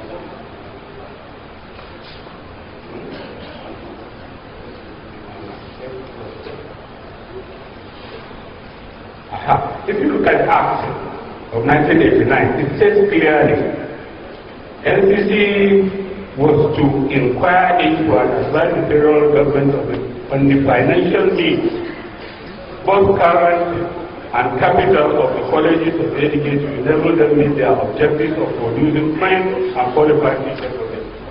Another aspect of the receive block grants from federal government and allocate them to the colleges of education in accordance with the formula as may be laid down from time to time by the Council of Ministers. Now, I dug into my archive. This was the formula we were using 1996 up to 2006. And the summary of the formula is what you have there. Capital grant allocation, we look at the school time. What do we mean by school time? Is it regular college of education? Is it technical college of education? Or special college of education? Or in addition to those, that college of education also is was awarding degree. At that time we had only two awarding degrees, Zaria and Kano. So Zaria, Kano, Adeli College of Education, then later Oweri was added. The next thing, according to the program, whether they have arts and science, then each of the institutions, because some of the institutions, they are too old, they were established in 1962, 63, 64, like Kano, Arwa Ikoko, Adeli, Akoka. So we call them first generation. Age of the institution. And then, if you look, the commission used to share whatever we, after going and defending the National Assembly and whatever it is, and we get block the grant according to the law. And as far as I know, that law has not been changed. That is why I wanted the Honorable and the Senator. If you want to change something, you have the right. In just 2 days you can make the law and change. No, it doesn't matter. But if you have not changed the law, you are using something, you are using one mini envelope that's going to be seen along the post office. The Minister of Education is the post office. You can't give you big envelope, they go and make it smaller and smaller so the country. That's not what we are doing. Now, look at it. Our own at that time was transparent. I don't have any problem. We are using the prudence of all computers. At that time, there was no programming. But we take 95% of the money, right? And we share 50% equally to all the institutions. Then 15% of PSE, technical, and then 5% to the balance will be 30%, right? As far as capital is concerned. You go down, you will find that 35% of the balance, 35% of the 30% that is balance, we move it to for the movement of permanent site. Because at that time, most of the colleges were on temporary site. Although some of them have decided to remain in temporary site for the team of variants. So you're moving to the permanent site, but we are giving them money to move. As about move, where are you? Obudu move, and so many, right? So they were, especially those who were under the university, had so many abandoned projects. So 35% of the balance given to abandoned projects so that we can clear. Then 5% of the balance we give them to the first generation institutions, and then 5% for special education, and then 20% for what you call the degree awarding. For the personnel costs, we look at issues like services. teaching support units, public support units, library services, staff development, research, and utilities. Look at it. We look at growth rate. For each of the institutions, we have negotiated growth rate according to their age. First generation, 5% because they are too old. Second generation of institution, 10%. And third generation, 50%. That's what we were doing. And then we look at teacher-student ratio. It's clear. Teacher-student ratio. So that at that time there was no need of excess workload. You have 2, 3 students above the number the staff is supposed to, you recruit a new staff. And we make provision for that. Look at the structure. At that time we were using USS, that's what it is. 13 and above 15%, 25% must be 11, 12, 40%, and so on and so forth. For those that are awarded degree, we added also 16 number of academic staff. The money we use them through their own recruitment. For we have some money for non-academic staff. For example, we have 1 senior administrative staff to every 5 academic staff. That money is allocated. At that time, that money was not a problem. But since the Ministry of Finance, Ministry of Education, Accounting General was reviewed, we got their support at that time. There wasn't scrambling for money at that time. No scrambling for money. It was scrambling for quality, and they were trying to do something for the colleges of education. We agree. 1 senior technical staff, every 4 academic staff. 2 junior staff, every department. 3 junior staff, every general. Then good and services are all taken care of. All of a sudden now we are hearing about small envelopes. And then the colleges are not coming and going through. It depends on who you know. If you know Boro and you are from Kano or DC, constituency, they will say, I don't know, I'll do something. That wasn't what they were doing before. And after our own defense and agreed on what we are in, we will now say, I'm going to find a special project for my own constitution. And you will directly be not from the budget, normal budget thing. Now, what I think the crisis of excess workload started around 2005, 2006. At that time I said, as far as I didn't want we know. Look, those of us who are teachers, we know the problem teachers are going through. Teaching, writing, supervising. Why do you want excess workload? Look for something else. More salary. Don't take your access. Insisted that please get whatever number of staff you need, bring them. We will go and defend them. Because we said if you are running sciences, it's 1 academic staff to 25 students. You add 1 academic staff to 40. And then technical 1 to 15. That is what we were running. And we will go anywhere in the district, and that one created job.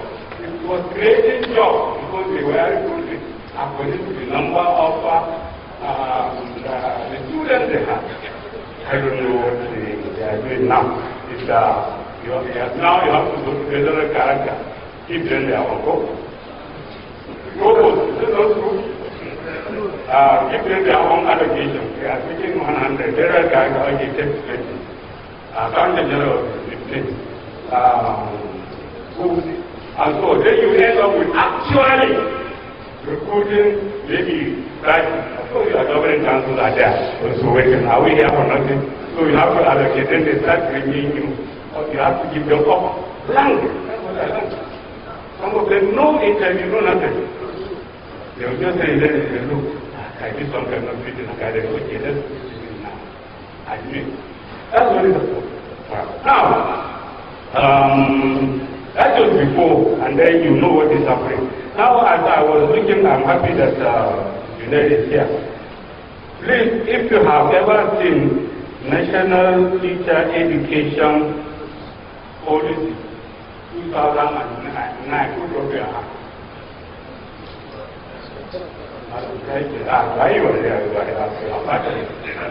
Look at the number. You see what we waste our time in Nigeria? This thing took almost 3 years. The policy, then another 2 years for the guidelines. And if this policy and the implementation guide implemented, we don't have to sit down here and talk about funding. Because the policy of that teacher training institution operates mostly in dilapidated infrastructure and furniture of our current lecture hall, insufficient equipment and material, there is insufficient student support in the area, and so on. We talk about also insufficient. This is not insufficient.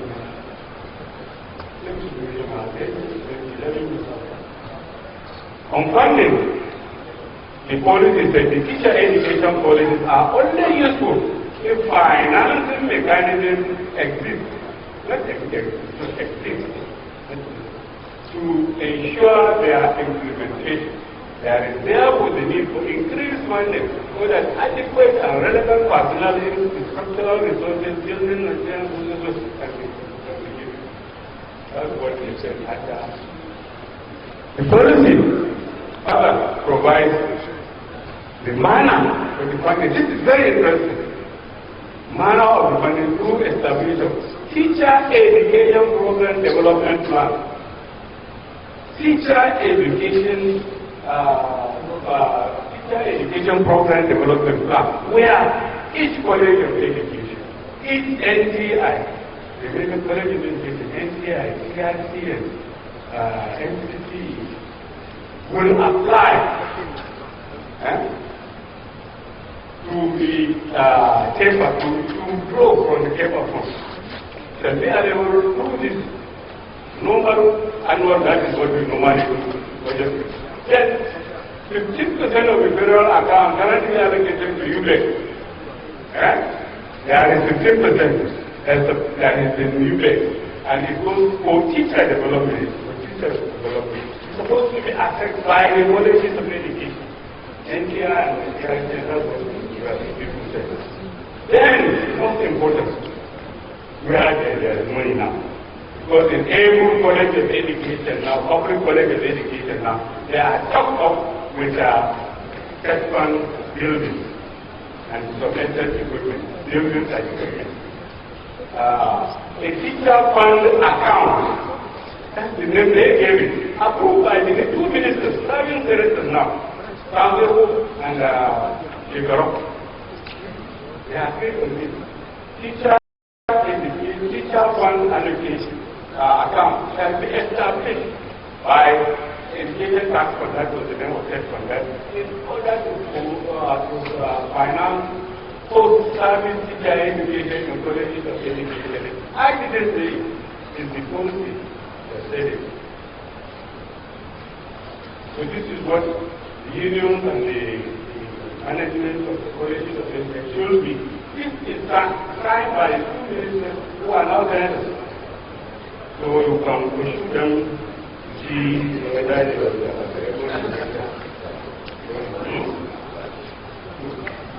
not only that, the policy ended the section on funding by saying CARE fund will be allotted directly by the Ministry of Education to the universities, colleges of education, and once their plans have been approved. That is wrong, but not from me. So whatever recommendations I just for nothing. Summary.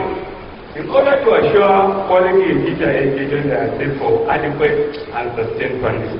The funding should come from all stakeholders according to the size of their state. Now, let me go to now, considering the above, all stakeholders education should involve in funding teacher education because no education can rise above the quality of education. And quality comes with cost. Federal, state, local government, they are all involved, including parents. Right? Institutions should calculate the real cost of teaching students from admission to graduation in all subject areas. It should be used for budget. You know, the amount of money you use in producing art, NG holder is different from that of Nigeria. You do the calculation when you are doing the budget. But of course, allocation of funds should be based on rational and transparent budget process, based on agreed parameters. I'm not saying you should use this one, but do a new one according to new reality. Instead of envelope, this can be done through the implementation of revised formula that we were using before, instead of intense lobbying. All right, issues bordering on governance should be seriously and frontally addressed. Funds allocated should be used judiciously. So that is what the executives are saying. They say how to go. You are speaking about lack of funding. How many heads of institutions, how many of them have no files in ICT or EFC? How many? That is the question that you have. Each moment, how many? There was, I don't know. Cost sharing should be employed in funding teaching. Contribution should be according to the title. I said this before. What I'm saying is that nobody should come into college of education unless he has source of funding. I didn't want to say the other, or I don't write, but I can say you charge per head. That's why I said, guess how much money does it cost for you to have time? If it's 200,000, and you are expecting 200,000 from this number of people. And how they source it? Some of them may come from their parents. Some of them will come from their local government. Some of them may come from the federal government. Some of them will come from charity. But that 200,000 naira must be as given per head. And then you use it. Following the above, all students in tertiary and teacher education should be fully sponsored up to certification. They up to their certification, but be bonded. You remember I started with you.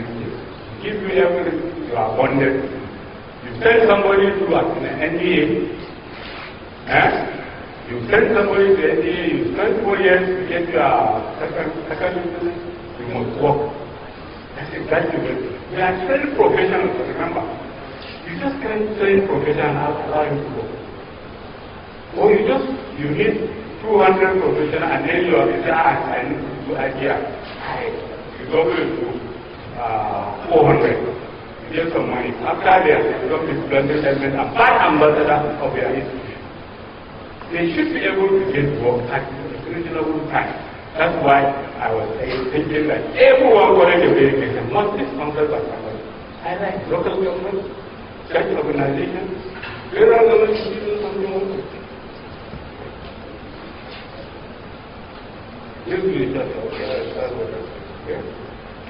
Production should be according to projected needs of the state, local government areas, and other areas in order to ascertain the actual teacher deficit of the country. All confirmed, trained, and certificated should be given full employment. Now, I read the paper. So many people say we need 248,000 teachers deficit in Nigeria. What about those who are roaming about? What about qualified teachers who are opening the gates for you in NCC here? There was a time when I see somebody come with 18 graduates. What I have to add is, what I even have to do?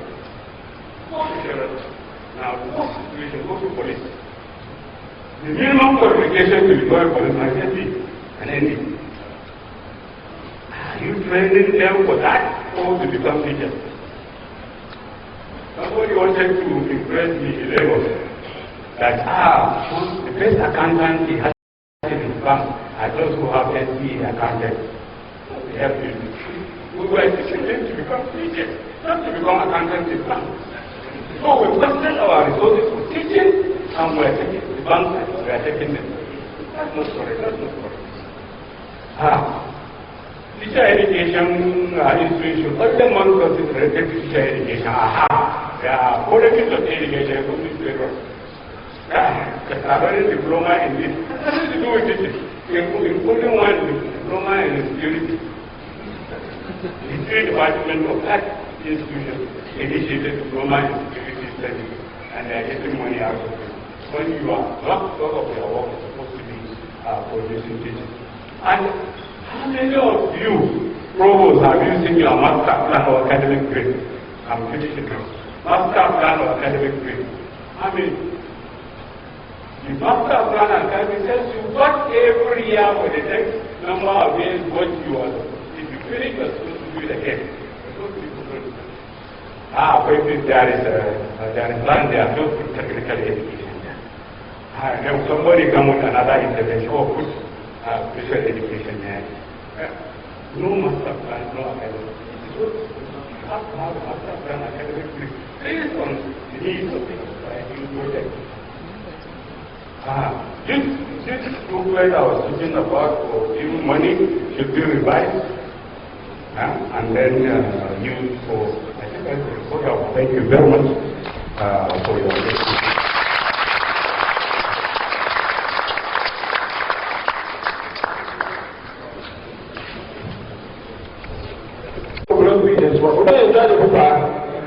I beg put your hands together for that. It's not easy. Even as the minister's representative calling the seat, at times the seat is more difficult to write than the fresh paper. But the way our daddy has presented it, you will agree with me that what an elder sees while he is seated, foolish young people like this man talking here, even if they are in an aeroplane, they will not see it. Our daddy has done it well. Put your hands together for that. Okay. I think we keep the time. Otherwise, we time. Daddy took the time of the senator and added to his own. That's why he had to use more than 15 minutes. The next presenter, please. Daddy, you're welcome. Thank you, sir.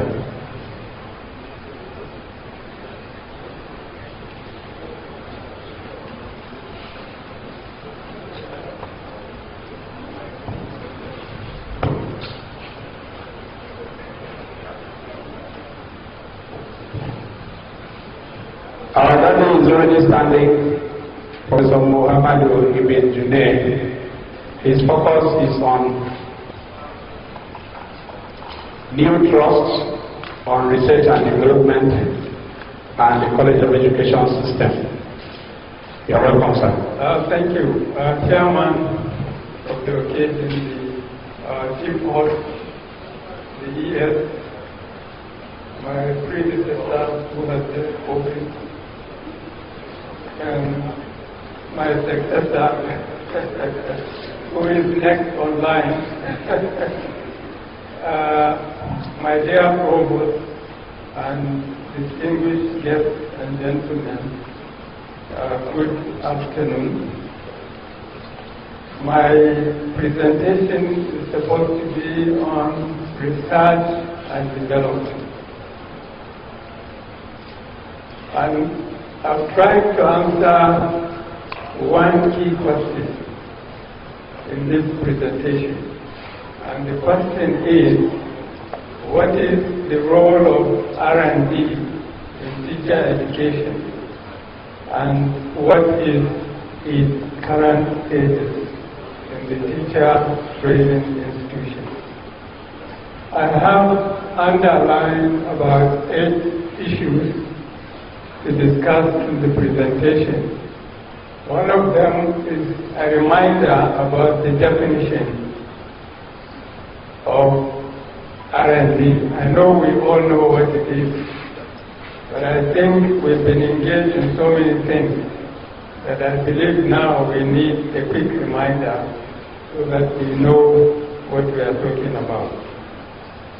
Research and development is a set of strategic, proactive, catalytic, and capacity building activities that are designed to facilitate individual faculty members, teams of researchers, and central research administration in attracting extramural research funding, creating relationships, and developing and implementing strategies that increase institutional competitiveness.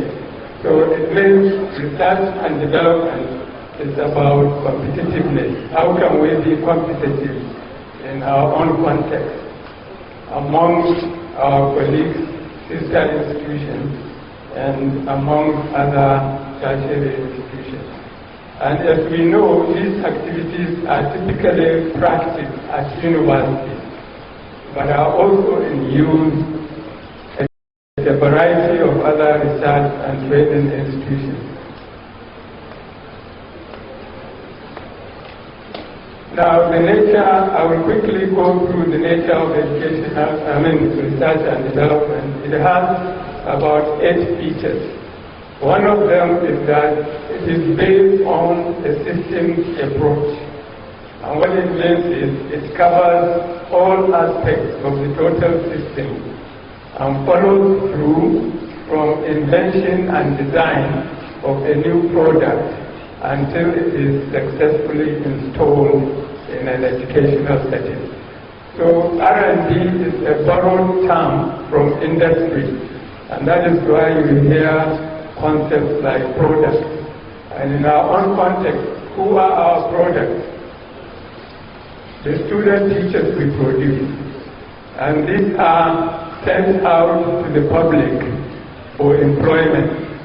So there are many people that buy our products. One of them is who?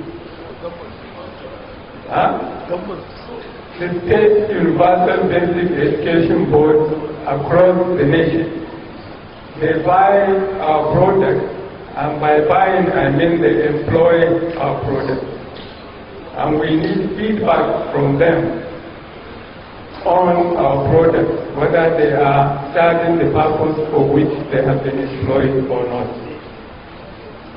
Secondly, a successful R&D engages a critical mass of talent that makes possible the solution of complex problems.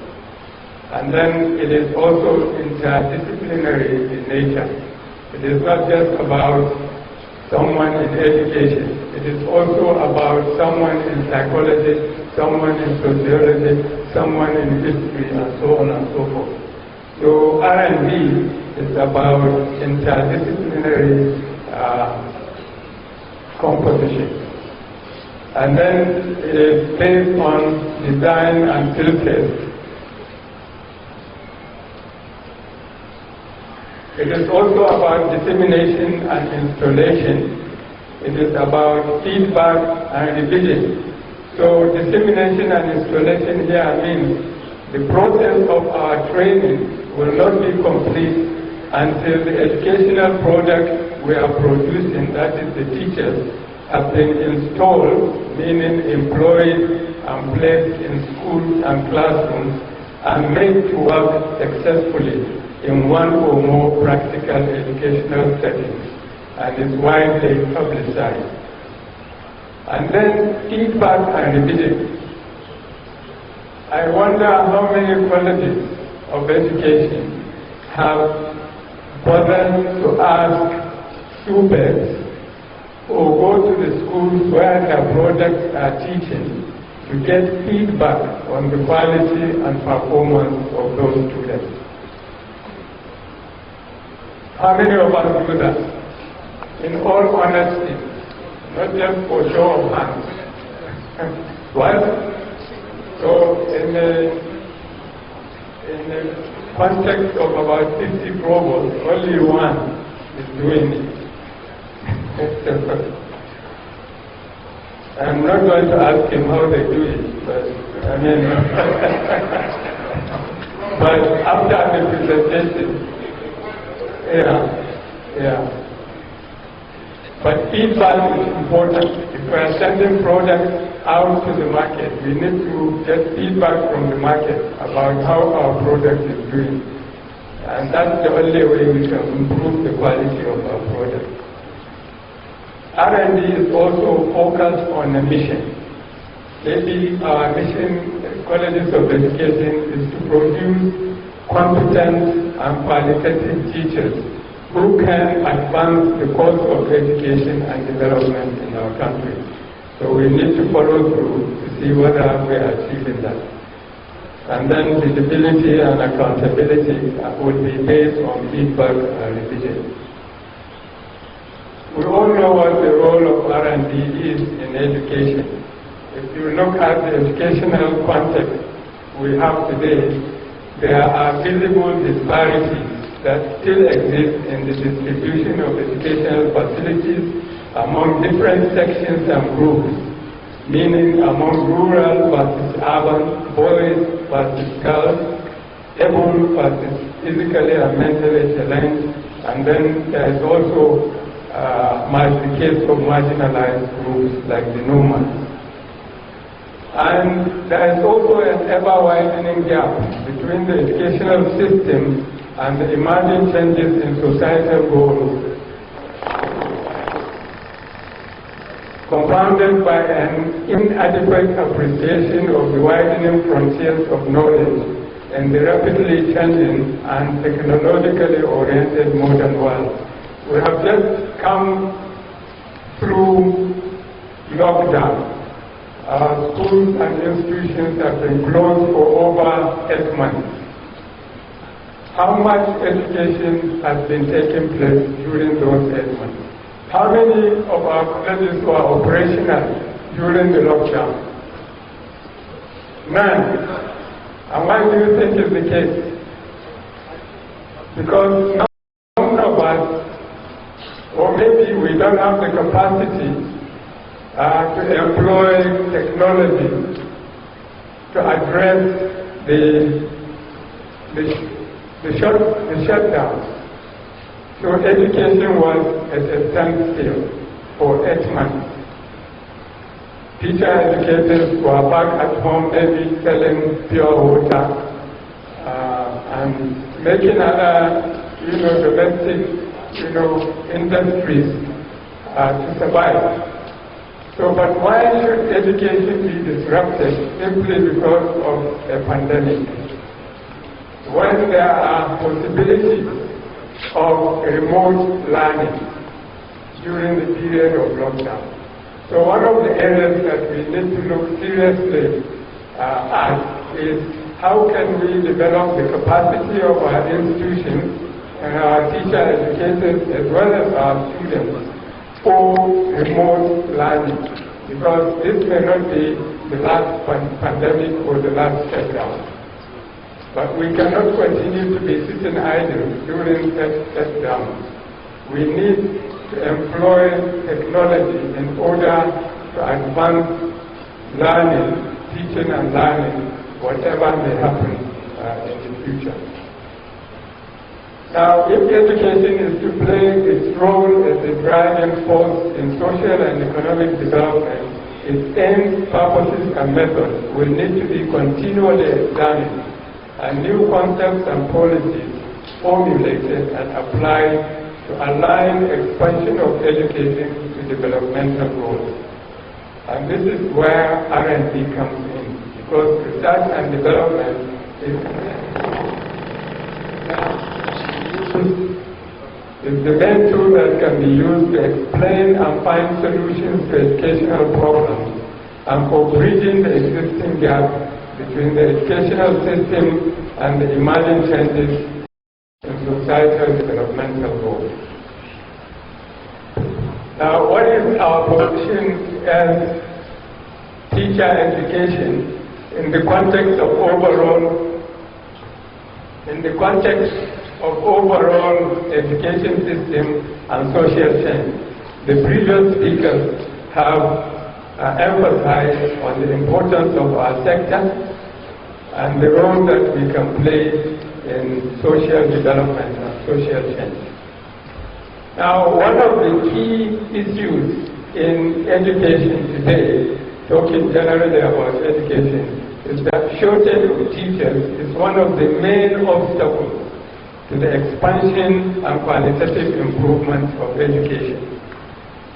But of course we know that matching supply to demand is not the only problem. Teachers need to be trained in the kinds of skills, attitudes, and understandings that are required if education is to serve as an effective force in social transformation. Teacher training institutions, therefore, are generally preoccupied with meeting the quantitative needs for teachers. And so, we tend to perpetuate the status quo. Meaning, instead of addressing these educational problems of equity and competitiveness, we are busy producing more and more teachers, because more and more teachers are needed outside to man our schools. And this is where the problem is. The president of COEASU mentioned that our sector is lagging behind in research and development. We are not able to attract any funding or much funding for research and development. And the answer is simply because we are preoccupied with the quantitative issues of producing more and more teachers to the detriment of research and development in our sector. We are not doing much research, we are busy producing more teachers. So this is a case of quantity versus quality. Because for our quantity to be qualitative, we need to employ the help of what? Research. So R&D, therefore, is one of the potent sources from which teacher education programs may derive the impetus to make teacher training institutions centers of innovative thought and practice in education. And it has many potentials for teacher education. The content of the TE program will benefit from research-based knowledge and scholarship emanating from a range of academic disciplines and epistemological traditions. Research can also be used to inform the design and structure of teacher education programs.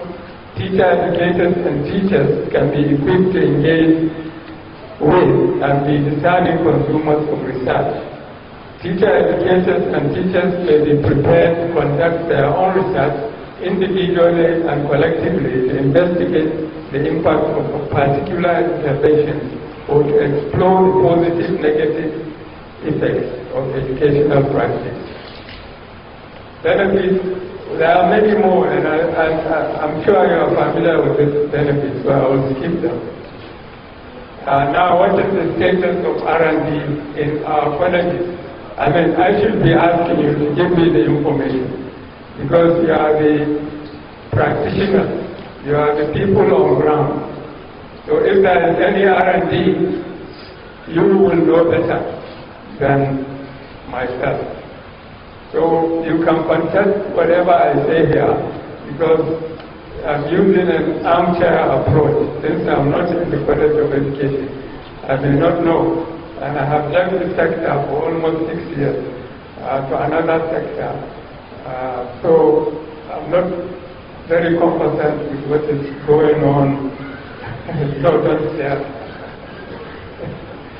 I'm finding excuses, so allow me. Yeah. So what I think is the case is R&D effort has been too small. You may contest it. You may say it is too large. Trained researchers too few. And funding, I'm sure you will agree with me on this, funding and resources too limited. No be so? Not so. Now, research effort is too fragmented.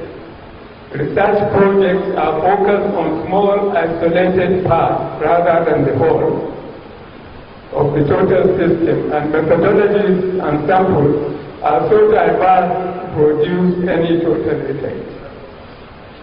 Much of existing research has often attempted to copy designs from the natural sciences, which were and still are, I think, inappropriate for the problems of education under consideration. So, we are always asking, what are your hypotheses? I'm not saying hypotheses are not good for research, but for research and development, we need to keep our research towards improvement of the system. There is also insufficient attention given to pressing problems in the school systems and classrooms. I have postgraduate students that come from colleges of education. In fact, majority of them come from that kind of background. And most of the research they want to do is not focused on what they are doing in their colleges of education, but on other things outside the college.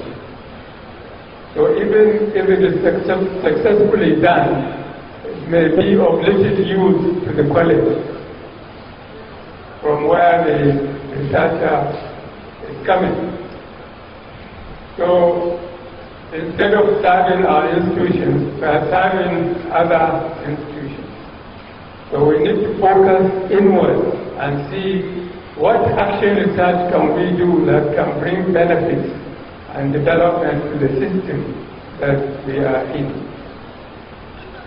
And there is very limited coherent and systematic approach to professional learning from the beginning of teacher training and sustained throughout teachers' working life. I think throughout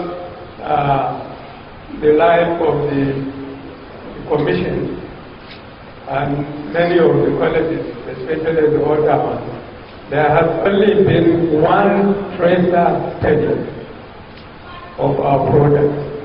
One. And even that was done around, I think, 2005 or so. So even that information is stale. It cannot be used now. But we've been stagnant. We've not been following on our products to see how they are faring in the sector that they are working. And how can we improve? What lessons can we get from, what feedback can we get from that sector to improve on the training program of our institutions? So if we are looking for R&D, that is where R&D lies. Not in debt fund. Although the money is in debt fund, you need to be able to write good proposals. Now, what are the new directions for R&D in teacher education? There will be many. So I'm only being provocative here in my last slide by pointing direction to a few areas. One, there is a pressing need for a sustained emphasis on research-rich and evidence-rich rather than data-rich schools and classrooms. Our current research practices place a strong premium on the use of data to inform teaching and instruction. But we should go beyond that. That is important. It's key to producing quality teachers. But there are many other things that we need to do. Teachers also need to be, and by teachers here, I mean teacher educators, ourselves.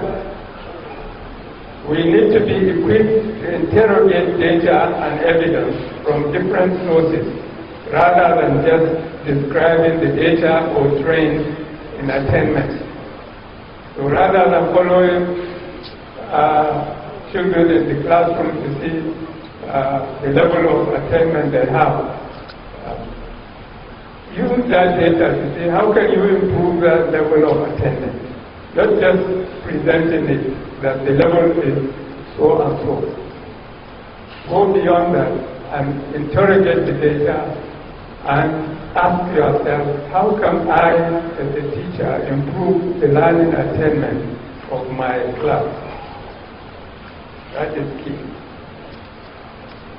Priority for all stakeholders should be to create a national strategy for teacher education and professional learning that reflects the principles of research-informed clinical practice.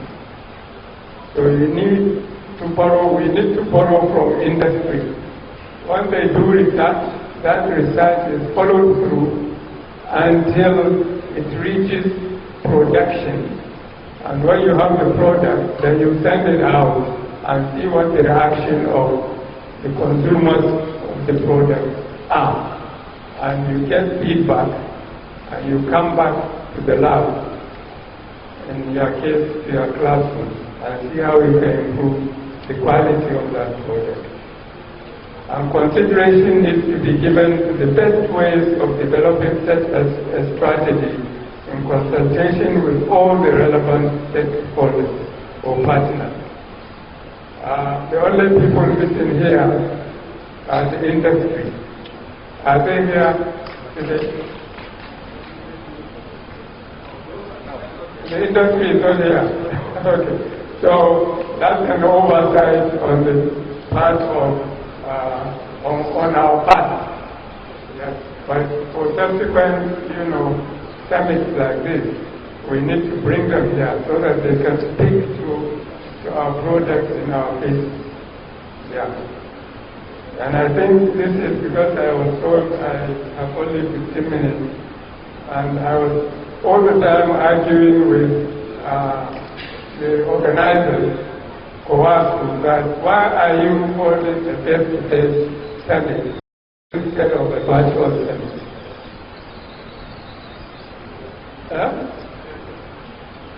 Well, my predecessor is saying it's because we are analog. I'm transmitting what you whispered. But it's true, we need to say things now. This is the place to say them.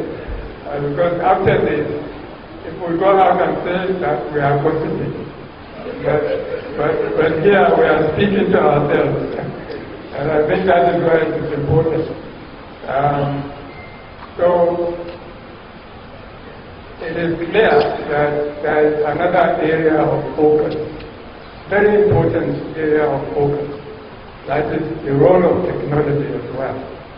And it should have been part of this summit. The role of technology in teacher education. Because technology now is the instinct. It would have saved COEASU several, I don't want to say millions, let me say thousands of naira for hosting this, even though there is a cost to technology as well, and efficiency, and there are problems with network connectivity and so on. But it's good. Perhaps there is nothing better than face-to-face under normal circumstances.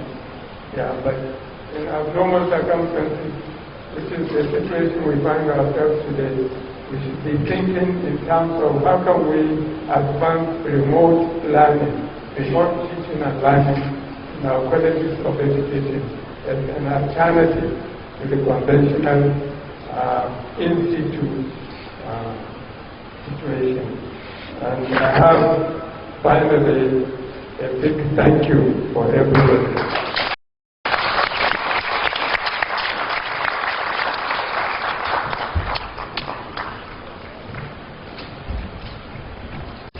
By former years, Professor Muhammad Ibn Junaid, and his focus has been on new trust on R&T and the COE system.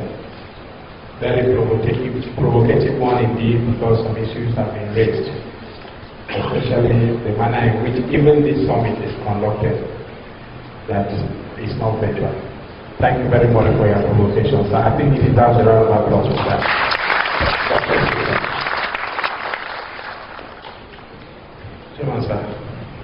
next paper. We will now listen to the next presenter. PowerPoint, are you ready? Almost ready. Okay. Just a moment, sir, so that some adjustments will be made here. Are you ready? Yes. Professor Monday Joshua. The chairman of the summit, the pioneer, first executive secretary of NCC, the representatives of the minister who have left, the current guest, who is our host, recognize you, appreciate you, and then the committee of former leaders. All the members are here, led by the summit chairman. The immediate past speaker has said we could have held this conference virtually, but I don't think that would have given us the opportunity to line up the former executive secretaries. So we are here, led by Professor Lazar. I wish Professor Kabiru sat after him, so that we'll see the first year, the second year, the third year, and the fourth year. And I know that for some time to come, I don't know how long, Professor Baba will join the committee. And by then, the chairman, Professor Lassa, will welcome him. So, it's a pleasure to be here. And I want to thank God that it was possible for me in particular to be here. Just Sunday night, around 10, I got a text from APs that you applied from Calabar is not possible. You have to go to Uyo. And the people that know the road between Calabar and Uyo will even pity me more than I pity myself. But thank God eventually I was here yesterday and I'm here today. I want to further acknowledge, and I also want to acknowledge the fact that the leadership of the sister unions in the colleges they are represented in the summit.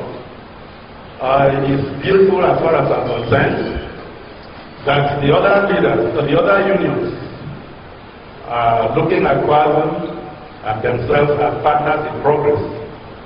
I think you are doing better than what we are doing in the universities.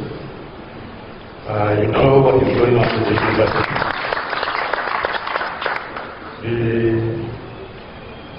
When the other unions know that a particular union is doing, he wants to go in that direction, if possible they can go and close the road.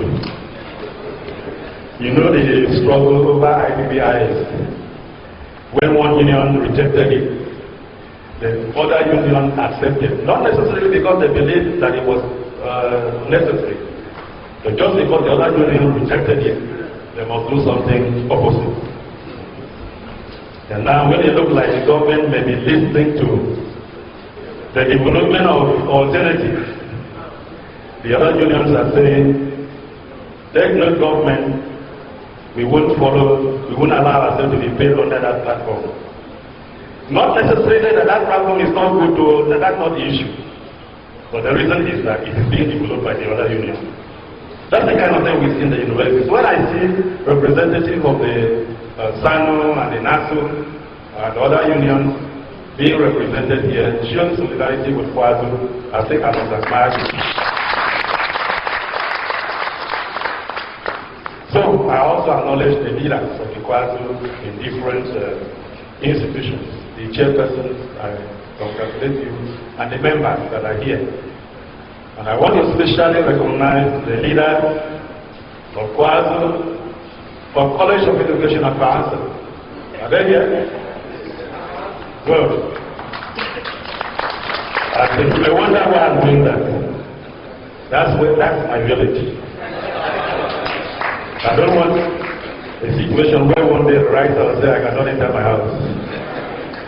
So, COE, the COEASU leader from Atlanta, I acknowledge you. Yeah, Dr. Gloria, especially acknowledge you. Comrade, thank you very much. So, I'm being asked to speak German. I was told 15 minutes. I don't know when the 15 minutes begin. The topic is curriculum and quality assurance. Of course, it has to be in tandem with the theme of the summit, repositioning the COEs. I want to quickly go through what we see on the screen, and because we don't have too much time,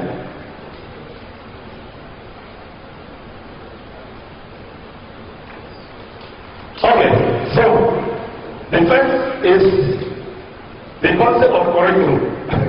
To come and teach lecturers, senior principal, chief lecturer's curriculum, it will be something else. But let's just take note of the fact that the same curriculum has been variously and diversely defined. It is being summarized as the total learning experiences intended and designed for learners in school and in society. Of course, it also it's summarized as referring to the overall process through which the content and assessment practices of education are structured and implemented. In summary, it specifies the subject matter to be taught, the teaching plan, the learning experiences you are going to put the learners through, and the evaluation plan. Of course, the evaluation has to do not only with the learner, but even the teachers and the school system.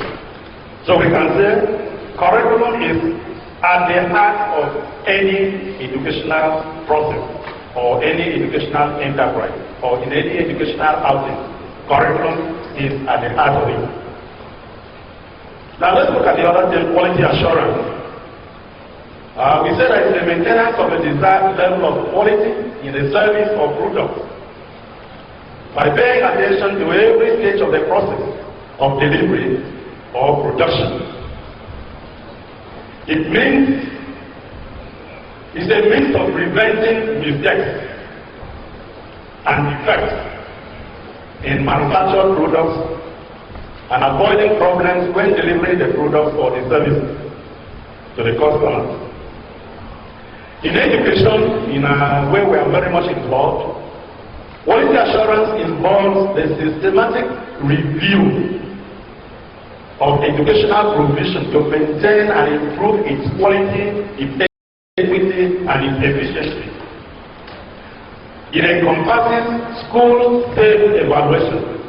The key word there is self-evaluation, and then external evaluation, including what we may call school inspection, if it is the other levels of education, and then accreditation at their own tertiary level, evaluation of teachers, school administrators, student assessment to maintain quality.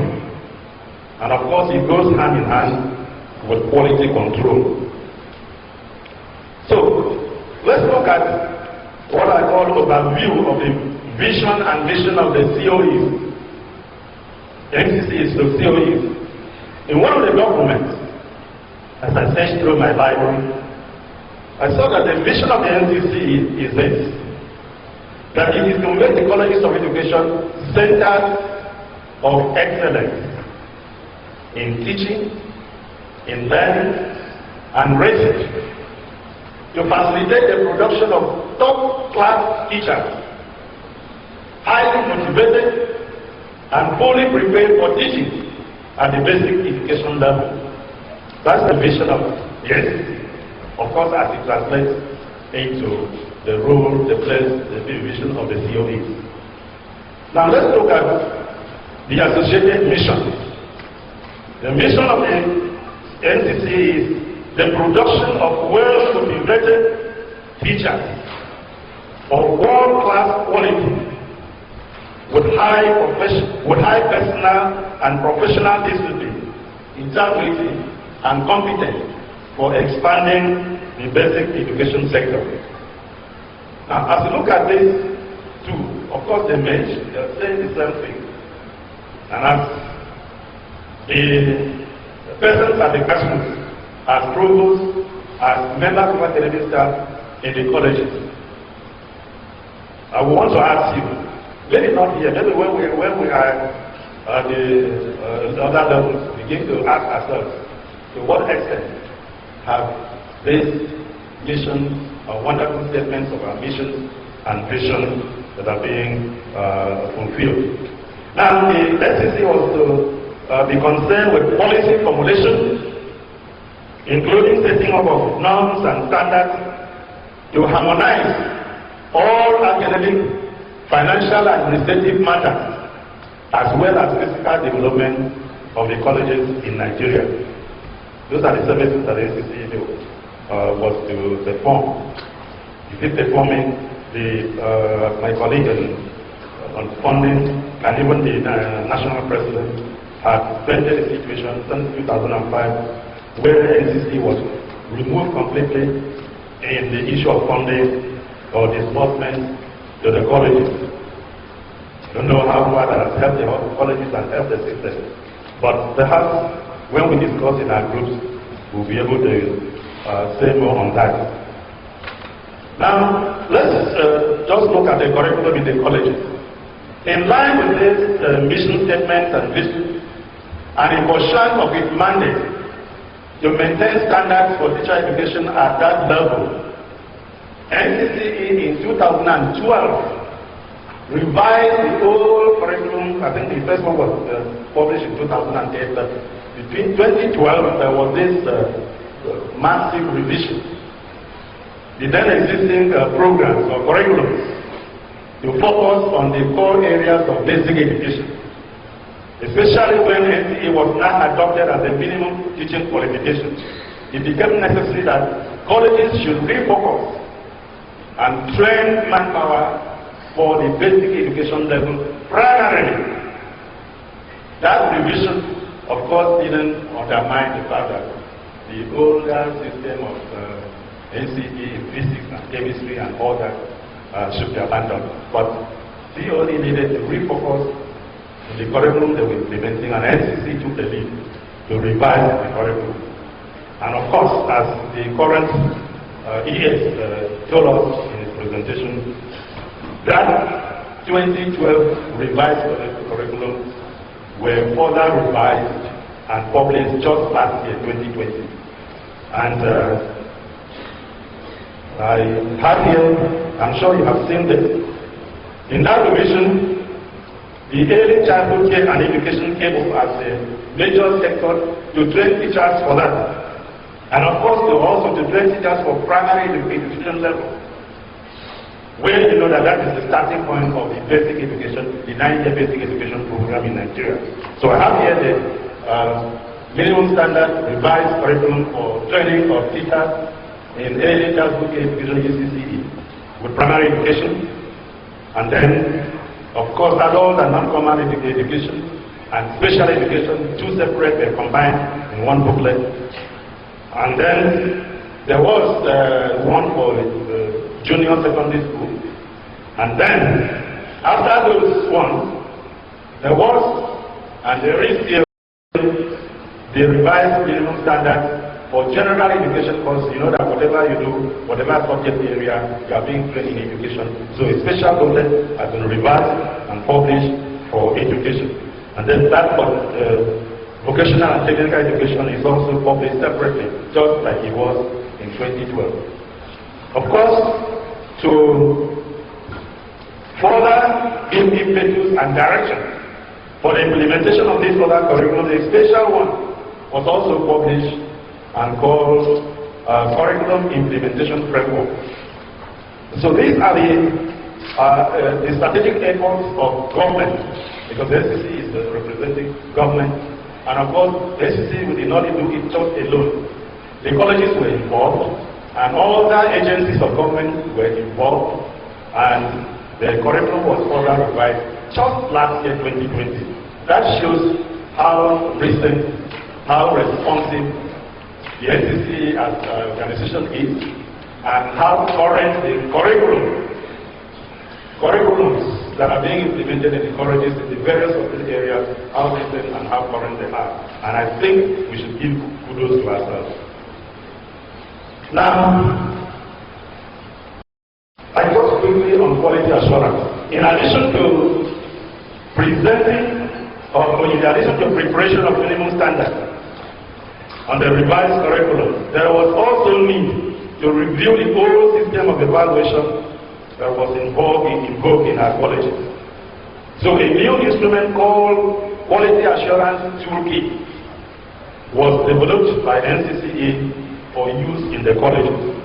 And I want to believe that all of us here are familiar or know about this toolkit. I'm not going to ask you to what extent have you put it into practice, to what extent have you been using it, but I just want to tell myself, to tell all of us that I don't think there's anybody in this hall that is not aware of the Quality Assurance Toolkit prepared by NCCE for use by and in the colleges. It was addressed institutional evaluation as well as the need of the educators in the performance of their task. Now, the four components of the toolkit. Inside this toolkit, there are 4 documents. One is on guidelines on accreditation toolkit, so that the colleges themselves are aware what they are to do, what they are expected of them during the time of accreditation. Then quality indicators for teacher education, what to look for when you are looking for quality teacher education. And then the institutional self-assessment forms.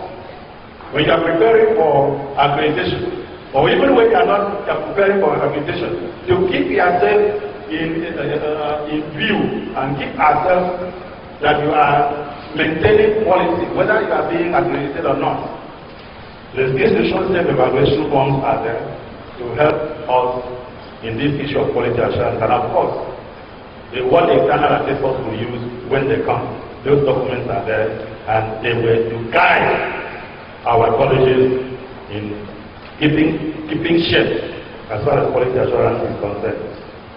Now, we've seen the curriculums that are being implemented, and in fact how current they are.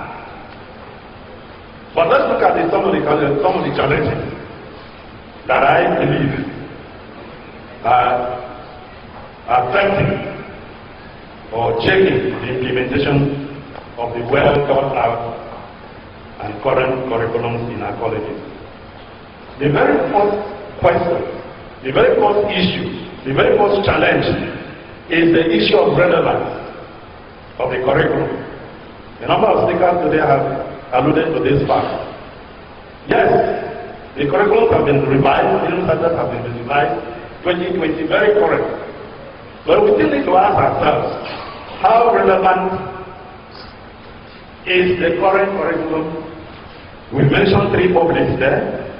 Relevant to the learners, relevant to we, the teachers that are teaching and implementing the curriculum, and of course relevant to the society, the immediate society and the larger society.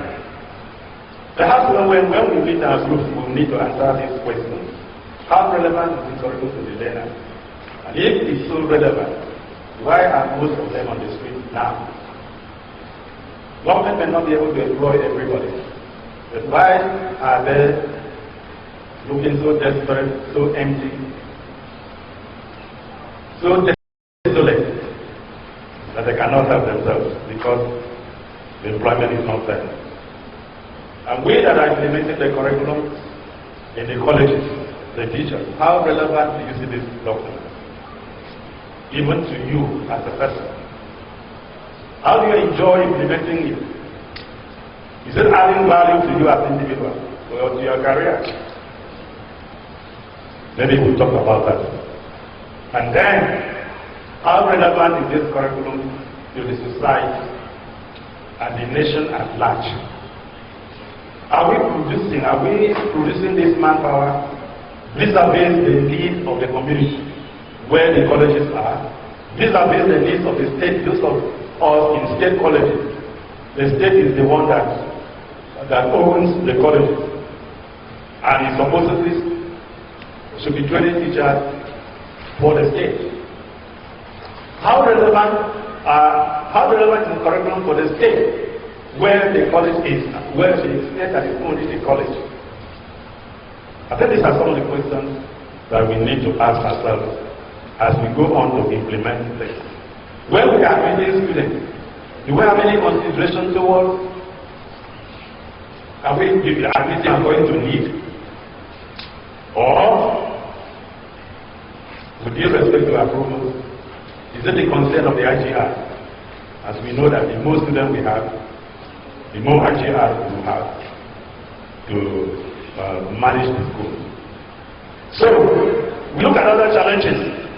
Implementing the well thought out curriculums. We have the issue of infrastructure deficit. I cannot emphasize that. You are there at the grassroots. You are there as provost, you are there as academic staff and other staff of the institution. You will see what is going on in the infrastructure, not just the physical plant, but the consumables and other things that you need to run the program and to train the teachers. When I was in NCC, as we went around trying to do our presentation, there was a place I made a statement, and I think I just said like that statement, that if you remove gate form, or if gate form was not there, I wonder how the colleges, particularly the state colleges, would look like.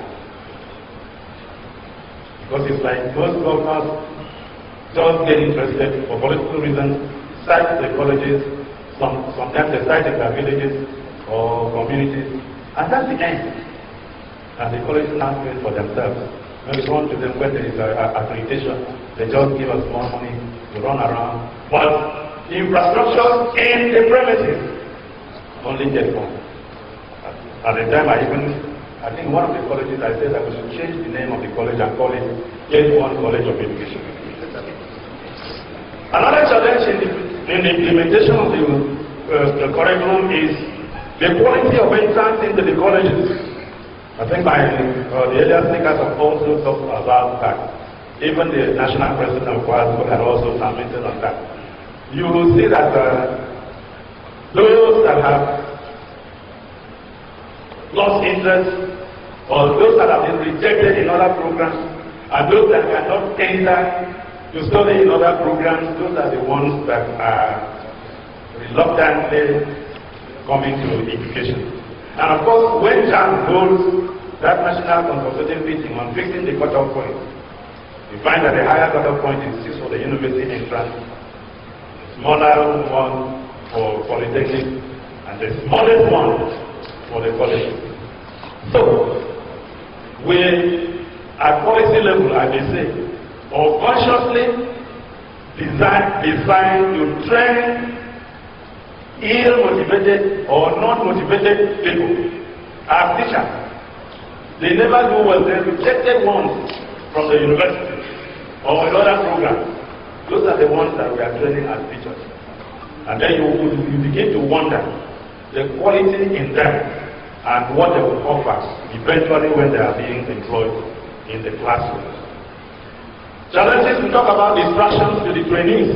Even when they come with the low motivation that they have in coming in to be trained as teachers, in the system they are being distracted by so many things. Peculiar to them, those coming in are early adolescents, and those of us in psychology, you know the characteristics of adolescents, things that make them not to concentrate, and incidentally the cell phone has also come in, and all other things. So, while as much as good and as wonderful the curriculum is, it could be, the distractions in the trainees also poses a lot of challenge. Of course, in the distraction to the implementers also, we the academic staff that are in charge of implementing the curriculum, sometimes, or many times, you are being distracted on so many issues. You are pursuing after promotion areas of your 5 years backlog. or you're looking for allowances of 10 years that have not been paid, and you're fighting for something that should have been done 70 years ago, and it's yet to be done. And all these distractions, one way or the other, apart from accepting the academic calendar that the House Committee Chairman talked about, it takes your focus away from academics, from career progression, and begin to pursue things that should have come naturally to you. And then, apart from that, the issue of commitment of the implementer is also there. That is assuming the welfare issues were settled, and every other thing, the resources are there, infrastructure is adequate, then we also begin to ask about the commitment of the lecturers themselves in implementing the curriculum. The issue of corruption is also challenging and is there. And then we talk about inadequate monitoring and evaluation. Inadequate monitoring and evaluation. The few moments of little time I was here, we tried to run after the provost. The ISCC didn't have sufficient funds to, on its own, begin to schedule accreditation for the college.